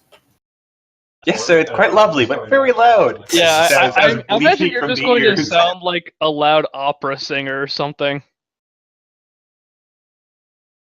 Yeah, Sylvina has set up. Sylvina is going to disappear into the cloak of the woods here, and basically, if needed, she will she'll be ready to engage. And in addition, if you guys seem to sound an alarm and there are runners, she and Zayden will hunt them to the brink of extinction. All right. It's what she does best. If they're in the robes that Niket says is the unbloodied, don't kill them. Just knock them out. All right, she can use blunt arrows. Zayden, as she proceeds to give them orders. There you go. Thank you. Luckily, blunt arrows are a thing. She can deal non-lethal with them. And luckily, the uniforms are distinct enough that it's easy to tell at a distance who they are, even through the barrier. Which makes that good.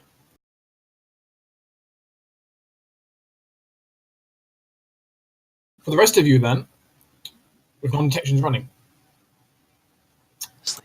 do you want to go inside? Or misdirection running? Let's lead. Yes. Let's go. Alright. And you want to just leave Niket outside with Sylvina? Preferably. Yeah. Yeah, it's safest for him. Alright.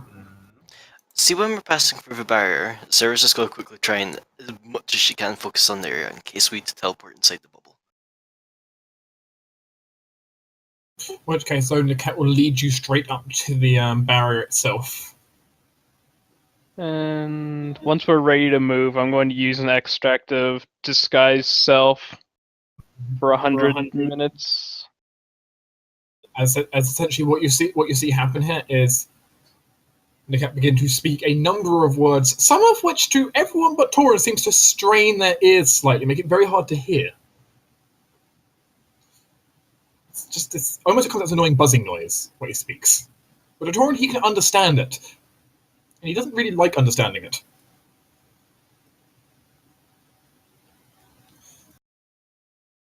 You can because to Torin, he can tell instinctually. These are words from the Heresy's own book. From his own book of prayers. Which that's a scary thought. As he'll plummet his hands into the barrier and basically just drag it and pull it apart for you. So it's only a small hole, but it's enough that you can, get through. Works. Nope. He'll inform you when you want to leave. He'll try to, as soon as he notices, he'll try to get you to open it back up again. Thank you. Good. Okay. This isn't really the conventional way of getting you inside, but it certainly is undetected. So, as Team PC moves through, as Jortas is a halfling. Yep, adult halfling. Oh, sorry, Fedori, you're staying beside them. I think it's basically a case of obviously got the cloaks and stuff on, got the cup of human guys to look like an adult halfling, and then under that he has a mundane disguise as well. Alright. As the group moves in.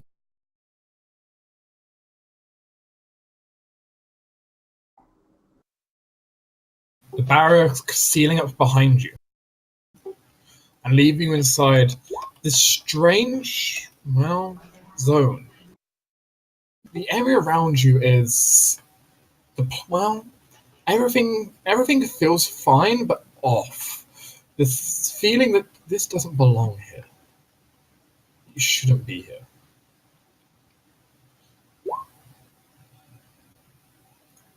It's not a good feeling. The temple here is also clearly very old. Very old. And oddly made of stone. And a lot of stone. Which, being in the Elvenlands, is strange. The elves don't build that much out of huge monoliths of stone. As Thor comes to a realization,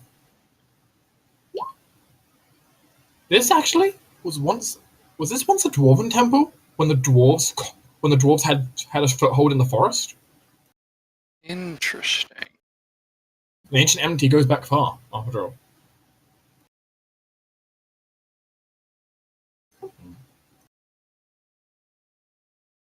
As you move inside, does the group want to try to be like quiet as they move around and try to as they stealth until detected? Yes. More or less. I mean, we can always Yes. split up. If Sarah doesn't want to stealth, she can go and do her bluff routine while the rest of us stealth. Preferably, I'm awful at stealth. I mean, you could We can- invisibility. We can just basically all social stealth around with Sarah. So that we're using stealth and then Sarah is using disguise to sort of seem as a more powerful person. I don't know what I'm Being doing, a so group I'm of with Torrent acolytes. being a construct. I mean, you could have been painted by Niket with the correct colors to look like one of their robots. Mm-hmm. That's probably a good idea. And you could go around with Sarah in that case, and with her as your I hesitate to say owner. Just pretend, just act as if she's your owner. It's fine. Like, I can play this role.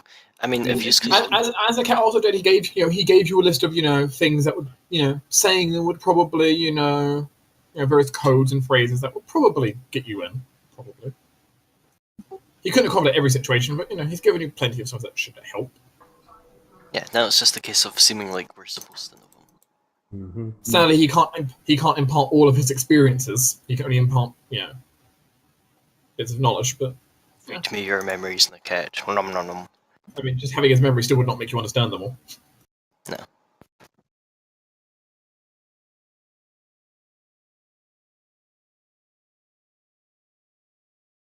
Yeah, I at least would like the social stuff. I can social stealth. I'll join you, being a robot and all. Yes, the temple vaguely looks like this. Da, da, da, da. Ooh. As you reach the barrier. You can also see, as now you're inside, from the very top, breaching through the roof, this almost kind of waves pulsing out of magic. Likely the barrier's own effect from the inner core being pushed out through the roof.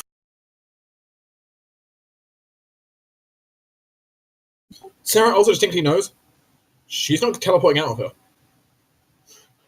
Can I teleport inside at least? You feel you can teleport around inside here, though with some resistance if you go too far. But you can teleport around inside. But getting outside the barrier is not possible at the moment.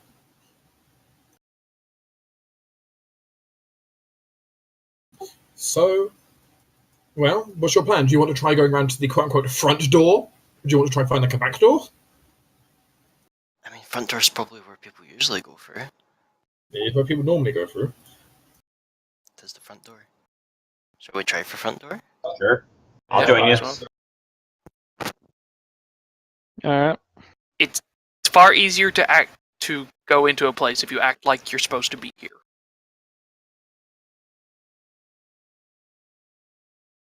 I know. Like really not good at lying. And this is why we let Sarah act like she's supposed to be here for us. Because most acolytes won't question it if a higher ranked person just yells at them or tells them to do not question it. As you approach the front door. 1 moment. Double check this.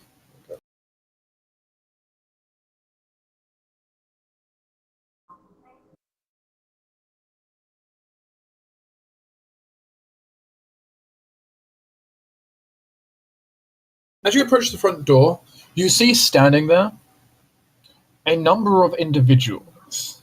A few, to be precise. But you see, guarding the door, two individuals in black robes, a number of red runes running across it. Around their neck, hanging on a chain, is a symbol of the heresy. Beside each of them are individuals in grey robes, purple runes drawn around in Aklo. They stand guard in front of the door as you approach.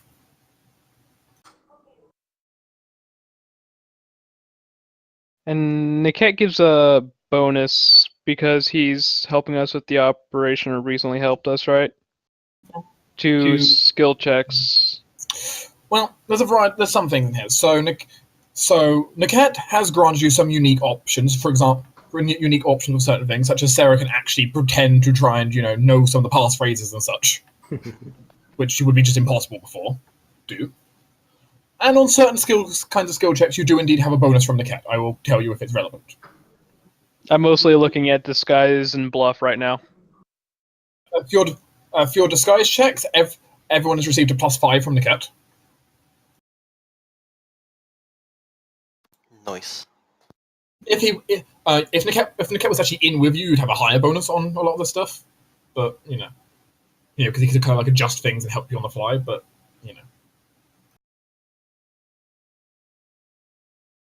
then again, there's a risk that he himself gets realised, right? Wait, was that just a +5 to disguise? Mhm. Okay. I need to know exactly what you plan to do here. Sarah, take the reins and be our liar, and all the rest of us pretend to be acolytes. I guess that's kind of a thing. Sarah will attempt to enter via the front. And Niket didn't say... Did Niket say whether or not I'm, going via the front, I'm supposed to speak certain passphrases to them? Or will they, is this like a they mention something, I mention something ordeal?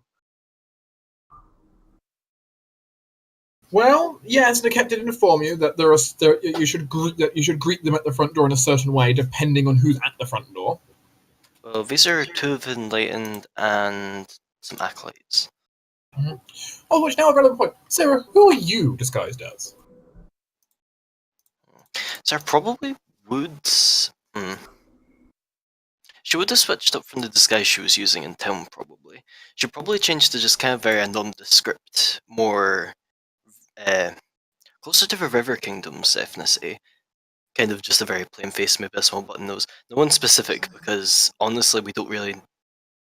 That feels just like too much of a trap for in here.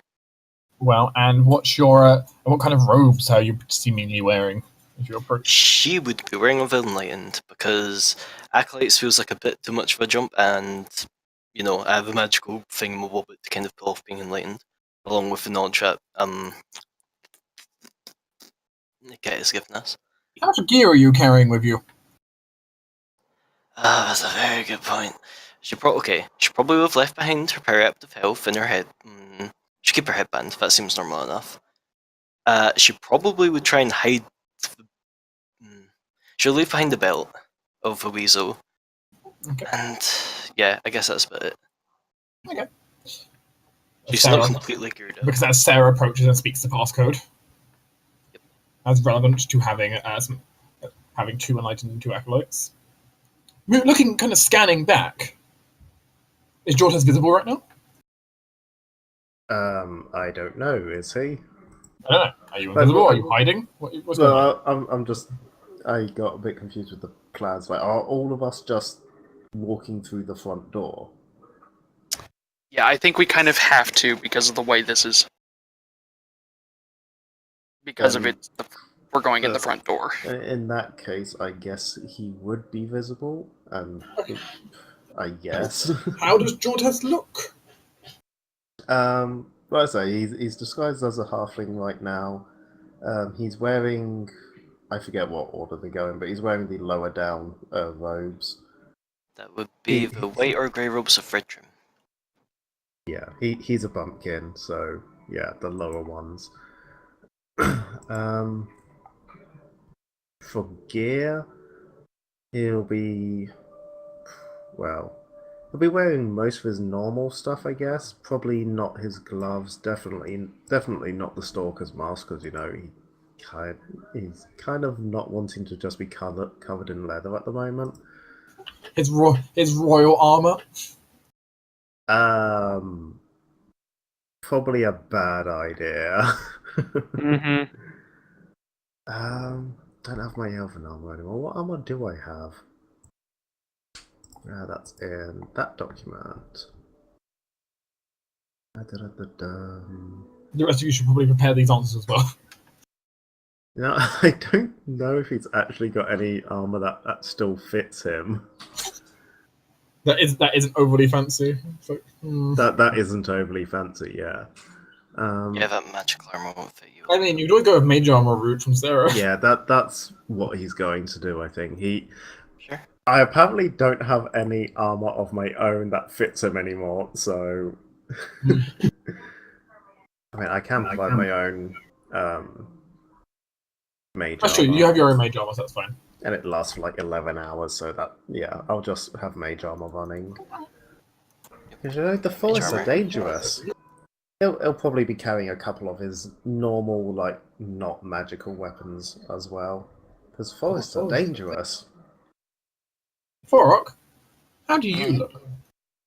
Well, he has gone with Nicket, and he has gone with the full sort of mute monk setup with a hood and hand wraps. Yeah, your robes certainly look a little bit different than the other robes. Your robes being a little bit more unique. So your robes happen to be dark blue in color instead of black. With a black trim around them, and various different symbols on them, though they're not in Aklo like many of the other ones. You also have a large metal chain that hangs around your neck. All right, I like it. Where do they usually stand in terms of like the cultist hierarchy? They're about halfway up, so it could be argued to be your superior. Could be. Then again, they don't speak, so that's really a problem. They're kind of an odd part of the hierarchy. Yeah, we're like military, basically. I bet. Sort of. We don't have the roles that the priests do, but we're too good to be among the acolytes. Mm-hmm. Are you carrying any particular equipment that would stand out? That would stand out? No. Most of his stuff is pretty subdued. He wouldn't have the robe of infinite twine on, though. He'll leave. Yeah. Nor his boots of the Winterlands. Okay. I guess. Do you guys think that the Bonebreaker bracelets would be out of place here? No. Didn't think so. And given your character's one of the higher tiered kind of characters, you could probably get away with. Mm-hmm. Yeah. And thankfully, the bracers probably cover enough my hand to cover my Seducer's Bane bracelet anyway. Though I don't think that would be too odd to have. Torin, how do you look? How many tiers of cultists are there? 5. Yeah. I'm probably around tier 3. You'd be higher than Sarah planned to go for as well, then. Interesting. Probably not the best then. You might want to stick with, like... 2. One or two. That's what I was thinking, because I was thinking that the food area is probably not the super secret area. Alright. Higher up we are, the more attention it drags. Alright. Well then, I suppose Thorn's going to try and hide the fact he's wearing his elven chain armor. And besides that, he's got his muleback cords and healers gloves inside of his handy haversack. So they're not on. He is not carrying his halberd. That's put away somewhere. I mean, any equipment you may have brought with you all the way up to the distance basically of the barrier and had Nick take the rest of it with him. If you want. Mhm. So. Yeah, no, Admittedly- Torn probably told Niket, don't lose that. If you lose that, I will kill you. He'll ask you, how do you lose a halberd? Same way you lose a magic bastard sword. Anyway, speaking of magic bastard swords, I have one. So, yeah, magic bastard sword's a thing. Alright. Because I need some kind of melee weapon that's worth a damn. Alright. Whatever you so choose. Prototype Mark 828655. Defense Protocol 38. Sideline class automaton. Hey. What do you look like? Like a big fucking robot. Hit the basics. I have a great sword, masterwork great sword. I have armor. I am basically armed to the teeth, and I also have a very large backpack on that is apparently loaded for carrying equipment and stuff for our journey. Is your rifle obvious? No, my rifle is held within an extra dimensional space. Go. Oh yeah, I forgot to mention, Torn does not look like himself at all because he's using disguise self at the moment. Fair enough. So he just looks like some guy. By the way, the sword is drawn, and I don't have a sheath for it. So, yes, it looks like Sideline is just built to carry this sword. Like carrying on his kind of shoulder, like military style, or is he? No, Just but kind it's, of armed position? I'll probably have it. I probably would have built something that would have made it look like it's part of my arm. Okay. Yeah, it's fair enough. You've got you've got just a sword arm. You just wildly swing that around. Yeah. All right.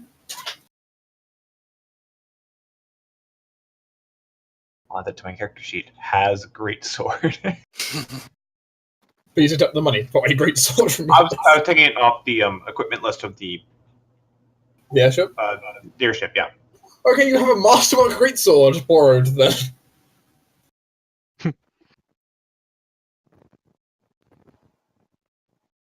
Try not to lose it. The airship only has only so many of those. Okay.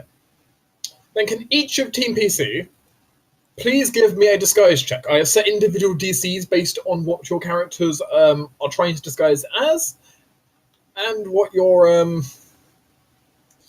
how much you're carrying. Question, Dark. Since I am disguising as a monk, am I able to use Profession Sensei instead? He is just literally not saying anything.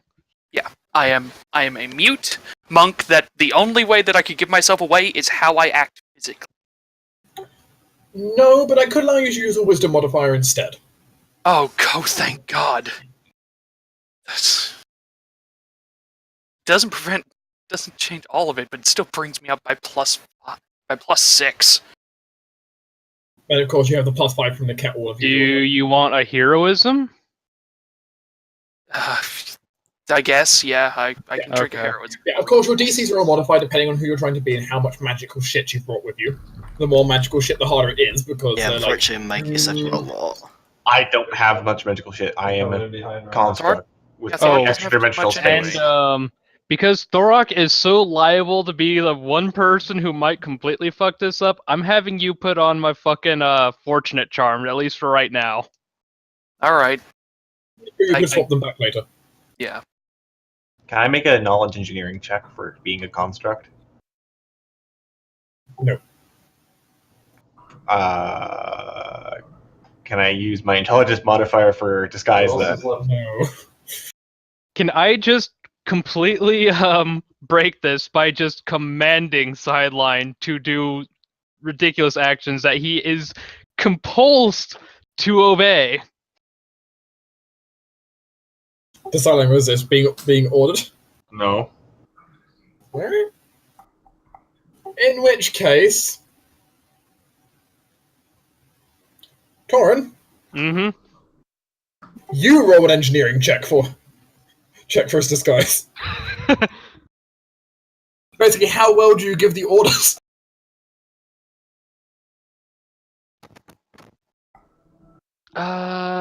I would have seen this coming, so I'm going to use Investigative Mind.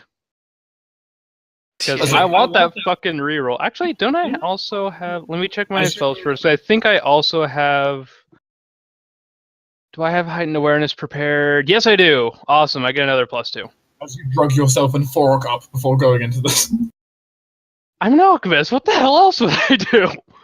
You know, actually, Tears to Wine wouldn't miss either.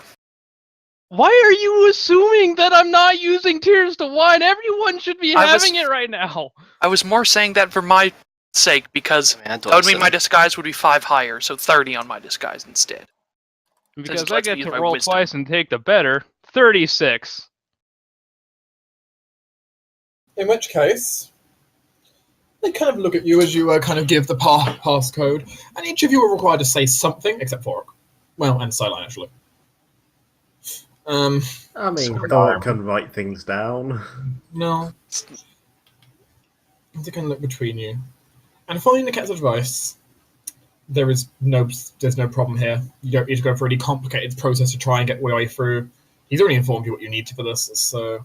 And you're able to pull it off with enough, with enough confidence, or at least enough, robotic power that you can work your way past as they will step to the side and allow you to enter. Oof. Okay. Well, welcome home, my brother. Welcome home, my sister. I know if it's actually disguised as a woman right now. Depends. Are you disguising them out? I'm a guy. Then just welcome home, my brothers. Unless any of you decide to disguise as the girl. Welcome back, lads. Yeah, welcome home, my brothers. As you're all let inside. Alright. Thank you. That's arguably the hardest step. Well, it's the most vital step, I'd say. Yeah. Unless we want to get into anywhere like restricted to our level of people, that should be the hardest step. You will need to be careful. If Silent, for example, if Forok runs across any of the other Silent monks, he might be immediately discovered here. Yeah, that's entirely possible. It's why he's mostly keeping his hood down.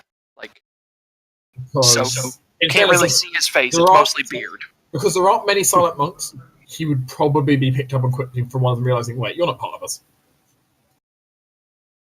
The rest of you should, silent. Equally, if the people who build the contract see Sideline, they're going to be like, "That's not mine." It's because it's mine.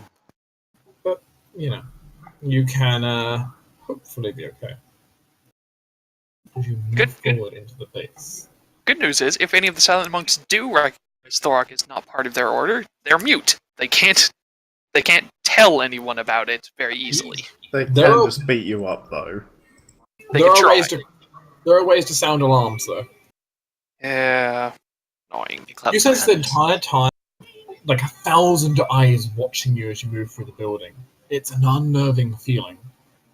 As you walk past rune after rune, trap after trap, as you see hundreds here, quite very subtly lining the hallway. Most of you don't see them, but Jordan especially will notice every single one. Yeah, with my automatic roll, whenever I come near to traps, it's just like ping, ping, ping, ping. Oh god, oh god. No, for Jortes we're like ping, ping, ping, ping, ping, ping, ping, ping, ping, ping, ping, ping, ping, ping, ping, ping, ping. As you come to the full realization of what did Niket mean when they trapped this place, he meant it. It's bad. This is a nightmare to simply force your way through. It would be. As it stands, though, they're registering you all as Niket and ignoring you. So, you're fine. Hey, Niket. Hey, Niket. Hey, Niket. Hey, Niket. Hey, Niket. Hey, wait a minute. I know you. You're Niket.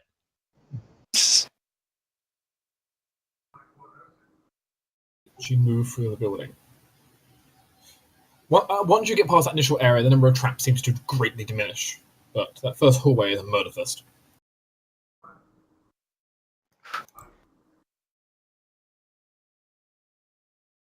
Inside the main building now, this becomes a bit of a harder bit of trying to figure out exactly where to go. You have a rough map.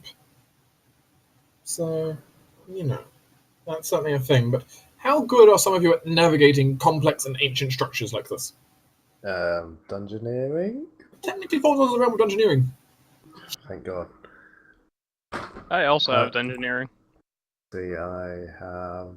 If Tier 1 is active, which it should be, I have a If it isn't, plus I'm going to smack 14. you upside the head and shove it down your throat. I mean, as we discussed before, Torin does not let anyone adventure without being lightly tipsy. So, Jesus Christ, Torn.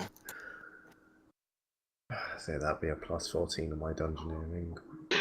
It's a fucking constant +5 bonus. Why should you not have it? Because I have like 19 bajillion of our spells to be balancing over here.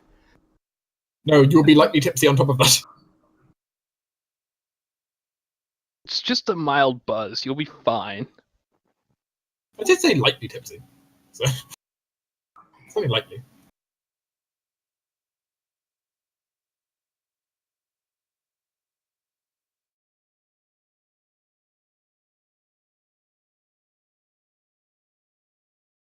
So I guess we'll roll. Alright, do you want to roll separately or I don't know, what's your modifier? 18? And I guess I could aid you then. That would be a guaranteed at least 21. Yeah, Okay. I'll just aid you. I can't fail to aid. Okay. And how long was it since we left the hallway? Like 30 seconds.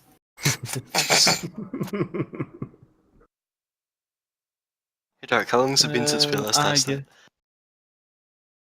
There you go, 31. I was mostly checking for my reroll. If you're taking for investigative mind, that has been more like, 2 minutes. Which should still be probably okay, I imagine. Mm-hmm. Yeah. It's a long hallway, but still not bad. Okay. So the final result here is 31? Yes. With that, looking at Naket's map and trying to get some idea of orientation. It's difficult to orientate yourself inside, you don't have any good markers for it.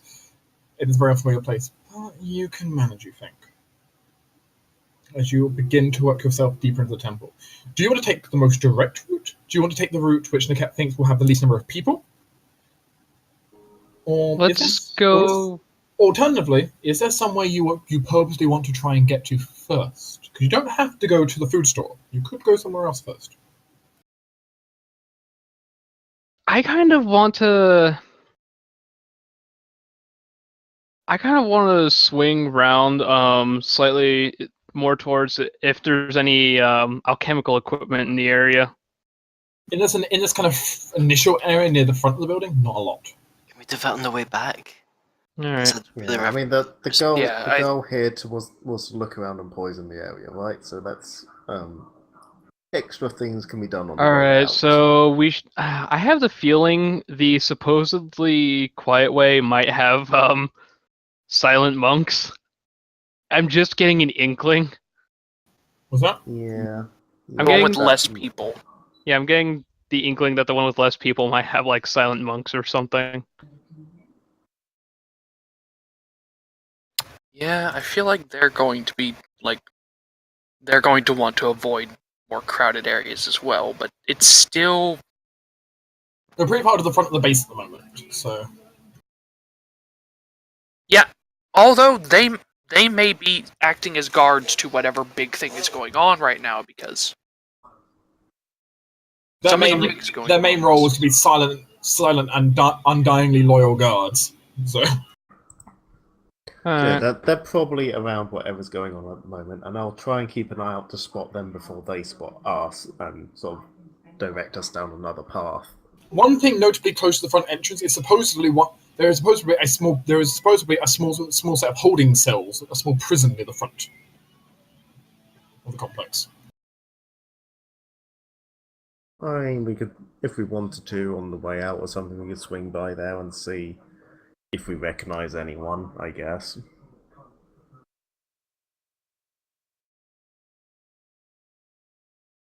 But for now, shall we just take the quieter route? I think so. Okay, the route less traveled. And like I said, I'll try and keep an eye out to spot any silent monks or engineers before they spot us. So, are you going to try and social? or sneak? I think now that we're inside, sneak is probably better. I kind of want to stick to social just because we're still buffed up. Yeah, And admittedly, right now, Thorok's social is the same as his regular stealth. And So it is one of those cases where now we're in, most people should be assuming that we're meant to be there. If we're then suddenly seen like sneaking around, it'll be, well, why are you sneaking? You know, you're meant to be here. Why are you hiding in that barrel?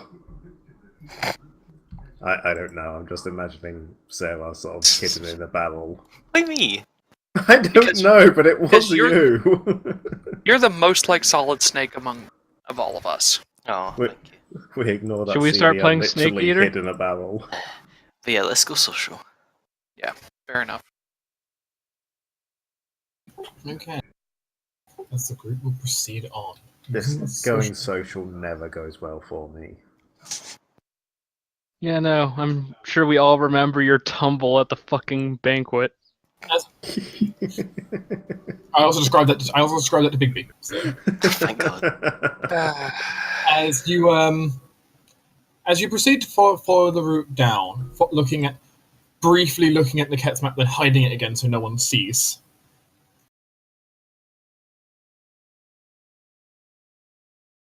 As you open up one of the doors, it leads you through a cold room.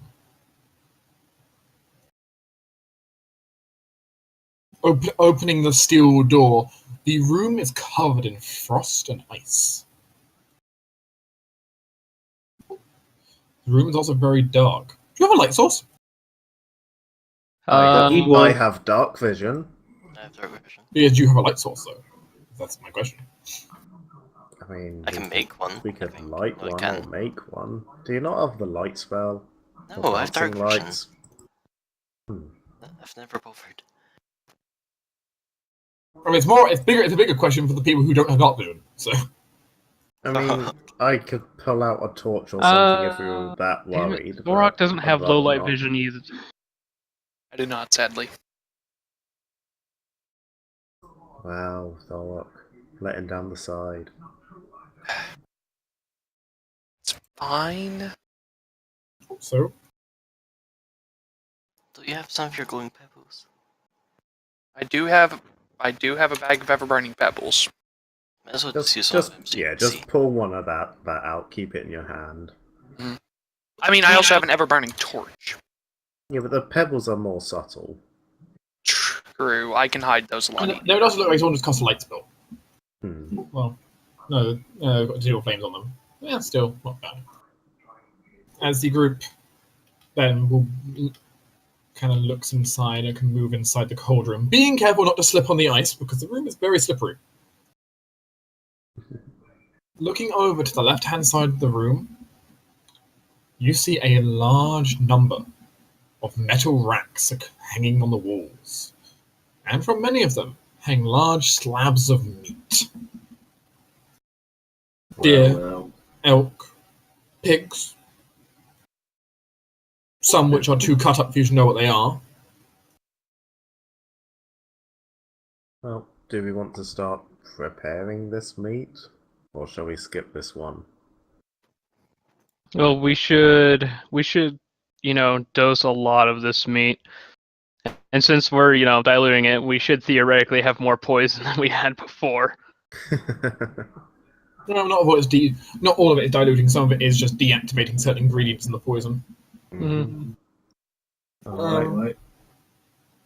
But you can certainly start the effort if you want to go around here and start tainting some of the food in here.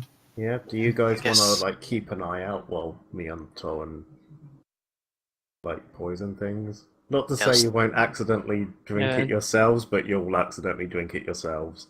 Alfred. And be sure not to use all of it. 'Cause we will need to get at the fruits and vegetables and grains as well. Mm-hmm. And any water. Yes, and then we have to do the well. So let's stick to using a quarter of what we got here. Okay, you move around the magical cold room and start treating. Since you are both lowering lowering the poison's effectiveness. This does take a little bit longer, but that's okay. Can everyone who doesn't have some kind of resistance to cold weather roll a fort save? Oh, crap, I don't think I do anymore. If you really need it, I can give you Endure Elements. I already have Endure Elements running. If you run Endure Elements, you can ignore the check. But No, I don't have anything like that anymore. God Do damn you want it. Endure Elements? I'll just risk it this time. Okay. You say it was a fort save? Bath versus equivalent of cold weather. That's fine. Ugh. Am I really the only one rolling? Yeah. Do you have some resistance to cold weather, Sideline? I mean, Yeah, they do. Both I have- at the same time. I think I should roll, but I don't think it has any really effect on me. It can deal non-lethal damage to you. I suppose that's true. Still in effect. Alright, I'll roll for it. Yeah, I should have twisted. There you go.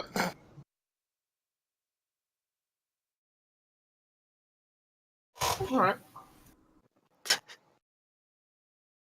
And then Fork has resistance to cold weather, correct? Yes, he treats it as a step less severe. Alright. So honestly, this freezer probably feels like just a cool day for him. It's still cold to Fork, and he does definitely know he could. If he spent like an hour in here, he'd start suffering effects, but not from like you're spending like 10 minutes in here. That would be a problem for you. I mean, I'm Jortes? on my hot weather outfit. Jortes. Mm-hmm. From spending the 10 minutes in here treating this, you take 5 points of non-lethal damage and are suddenly fatigued. Ah, sweet Jesus, it's cold in here. Fatigue should go away with non-lethal damage, thankfully. So Yes, but while the 5 points of non-lethal remain, you are fatigued. Mm-hmm. As the cold really starts to get you, and because this freezer is really cold, it's way below zero. Apparently, I had 5 non-lethal like last time we played, and I never removed it. Well, that's convenient for you. You should go around and start treating the meats subtly.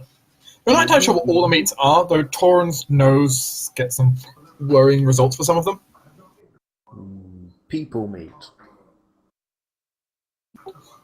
Torin thinks that at least one of the carcasses in here might be. Yeah. Also enraging to Torin, some of these in here are wolves. Mm.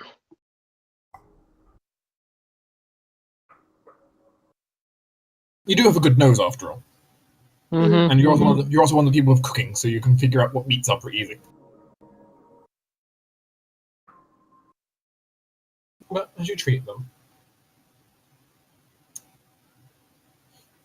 Sideline, Yes.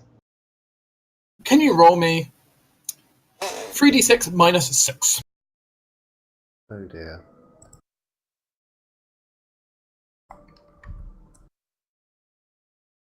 Five. With both a nat 6 and a nat 1. And a 4.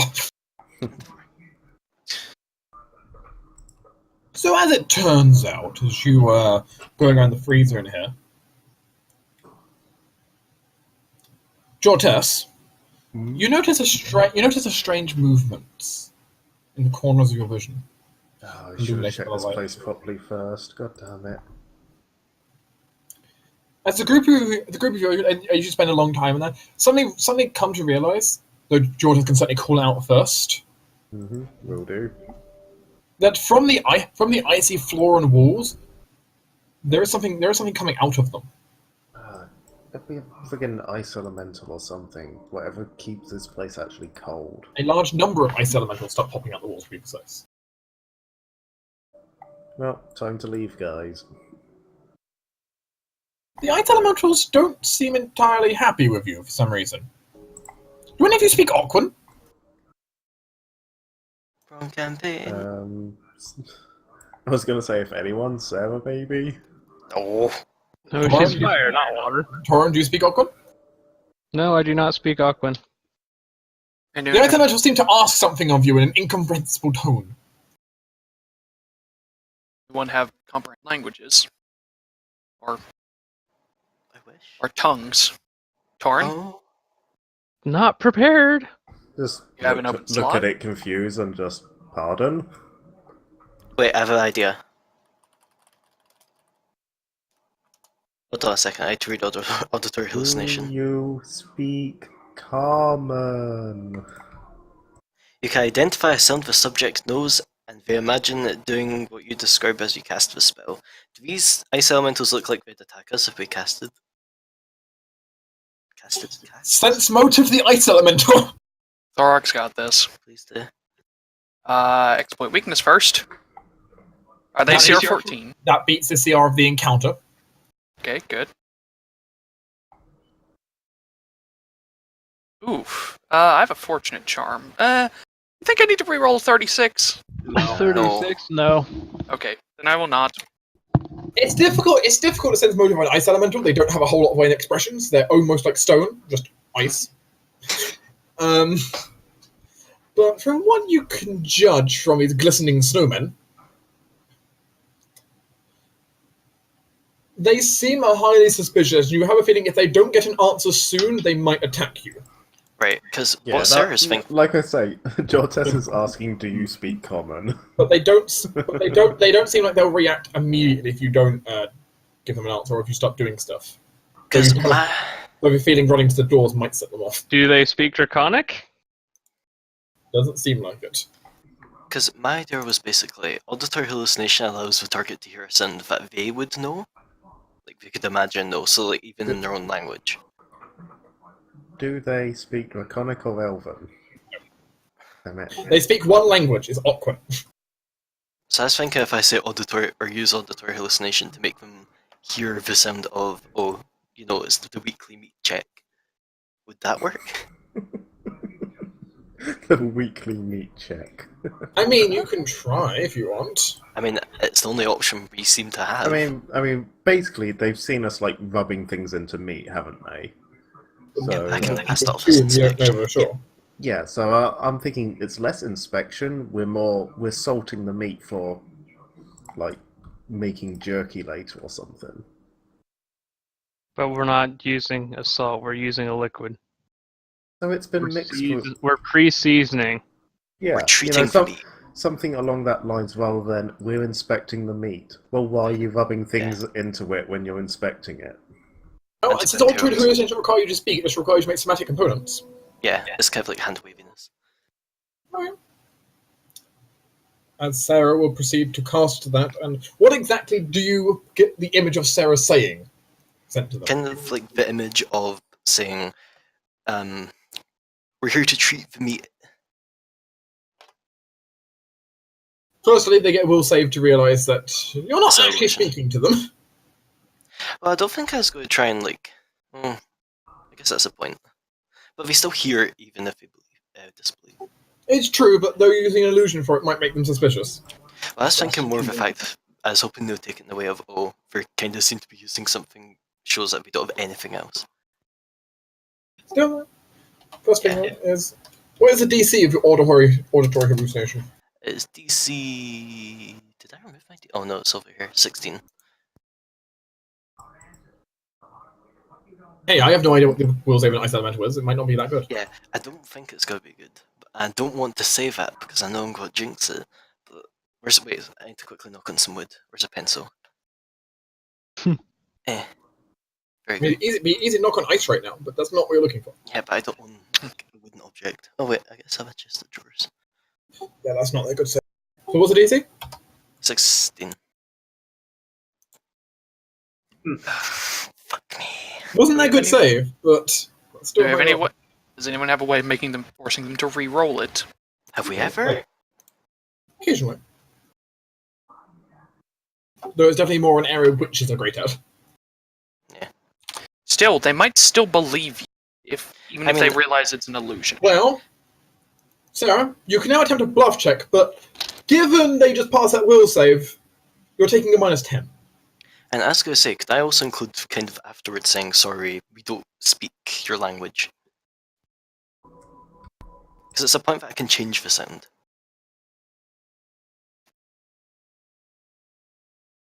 You can include that, but you're still taking the -10 here. That's fine. Because it's made them highly suspicious that you're using this as your method of communication. Desperate, damn it. Okay, let's see. I still have a very good check.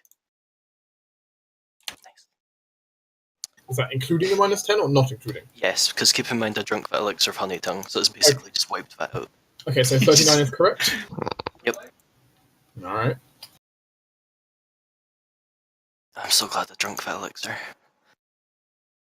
400 gold down the drain. Down the drain, nothing. I would have preferred to use some overtime. I think from now on we should probably keep a potion of tongues or something on us at all times. Yeah. Yes, I'll get on that as soon as we get out. Fair enough.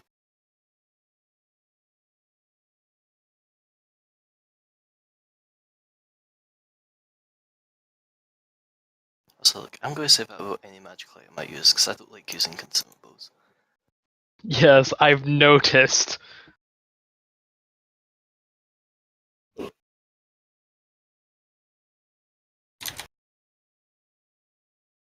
Whew. As the ice elemental peers at you, its large form exuding from the floor underneath you. Sarah just smiles. Thork will take a step between the two, as if he's guarding her.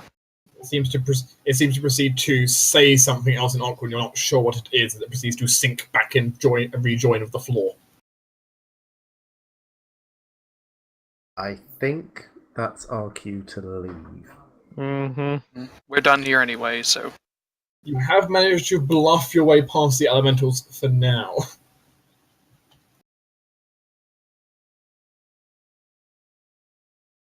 So GTFO? Yeah, this seems like a good time to leave. We've dealt with a good chunk of the meat, and Okay, so out the door and continuing down the path less travelled.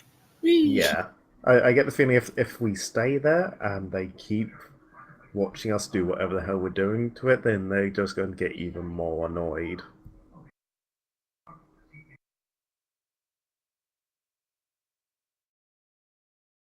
Ah, I love this spell sometimes. It was, that was, if you see though, that wasn't a check given. They had a decent bonus on that Santa check. Yeah, Mhm. yeah. That bracket's +8 in there, while it was them all aiding each other. Jeez. Thankfully, I'm also a great bluffer. Because also when Silent rolled that 5, he rolled 5 elementals. The number... Oof. Mm-hmm. Which of course it was the highest one rolling within all the others aiding, so it was 4 aids on the. Oh yeah, I forgot about that. Sideline could have rolled 12 elementals, No thanks. which would have come out as the wonderful +24 bonus.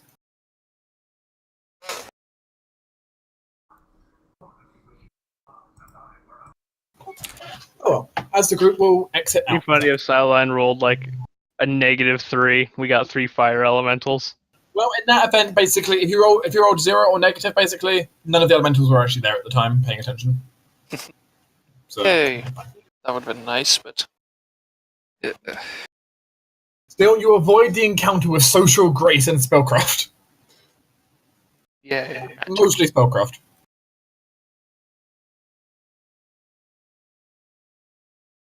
As you get deeper into the base. I don't imagine you have too much long left, do you, Tinder?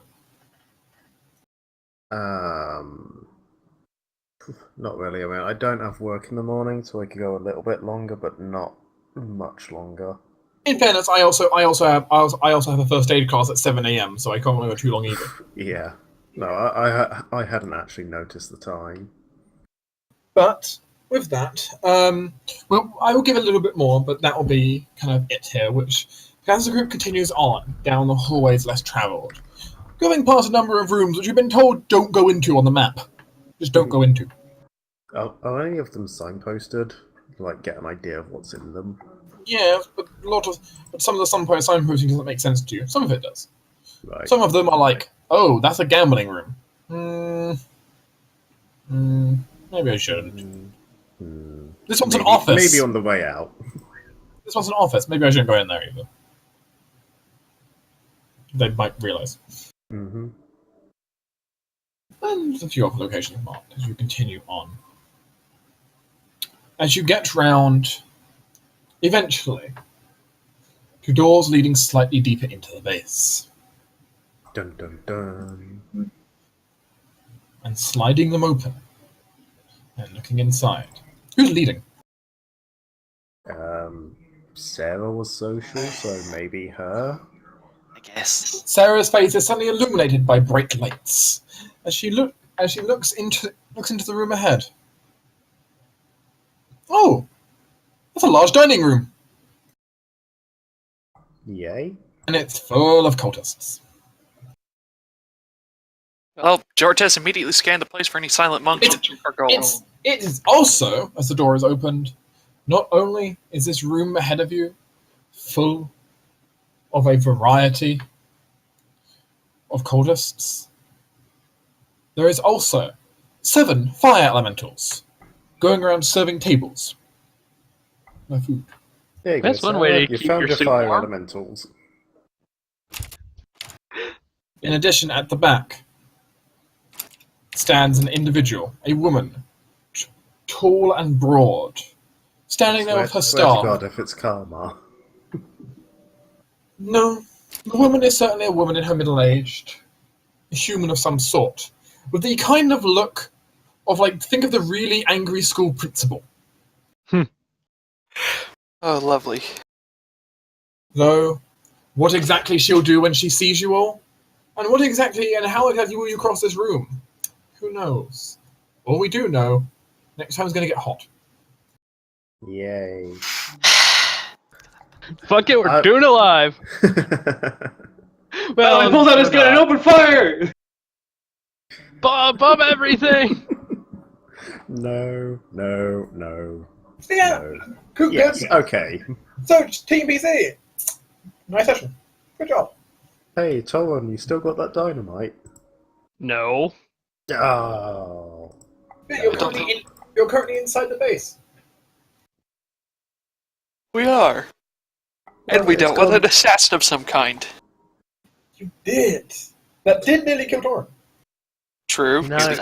It's gone better than I was expecting so far. You did manage to bluff your way past the elementals, which surprised me. It surprised me as well. You made me use a goddamn expendable. My heart quivers. Torn, do you have any first level slots open? No. Oh.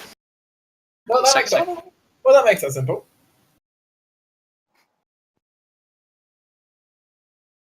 No second.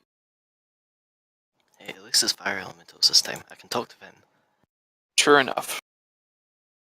But will they want to talk to you, you weird little off-breed thing? Hey, I look like a human right now. Yeah, they'll know. I hope not. Yes, next time. Fire? Fire? Or the fire. Yeah, we're going to a kitchen now, so probably fire. I'm instantly missing my fire resistance. I haven't hugged a campfire in so long. Sarah won't let me anymore. Oh, good lord. I mean, we can toss you into a fire. It's not quite the same when it's actually burning my flesh off.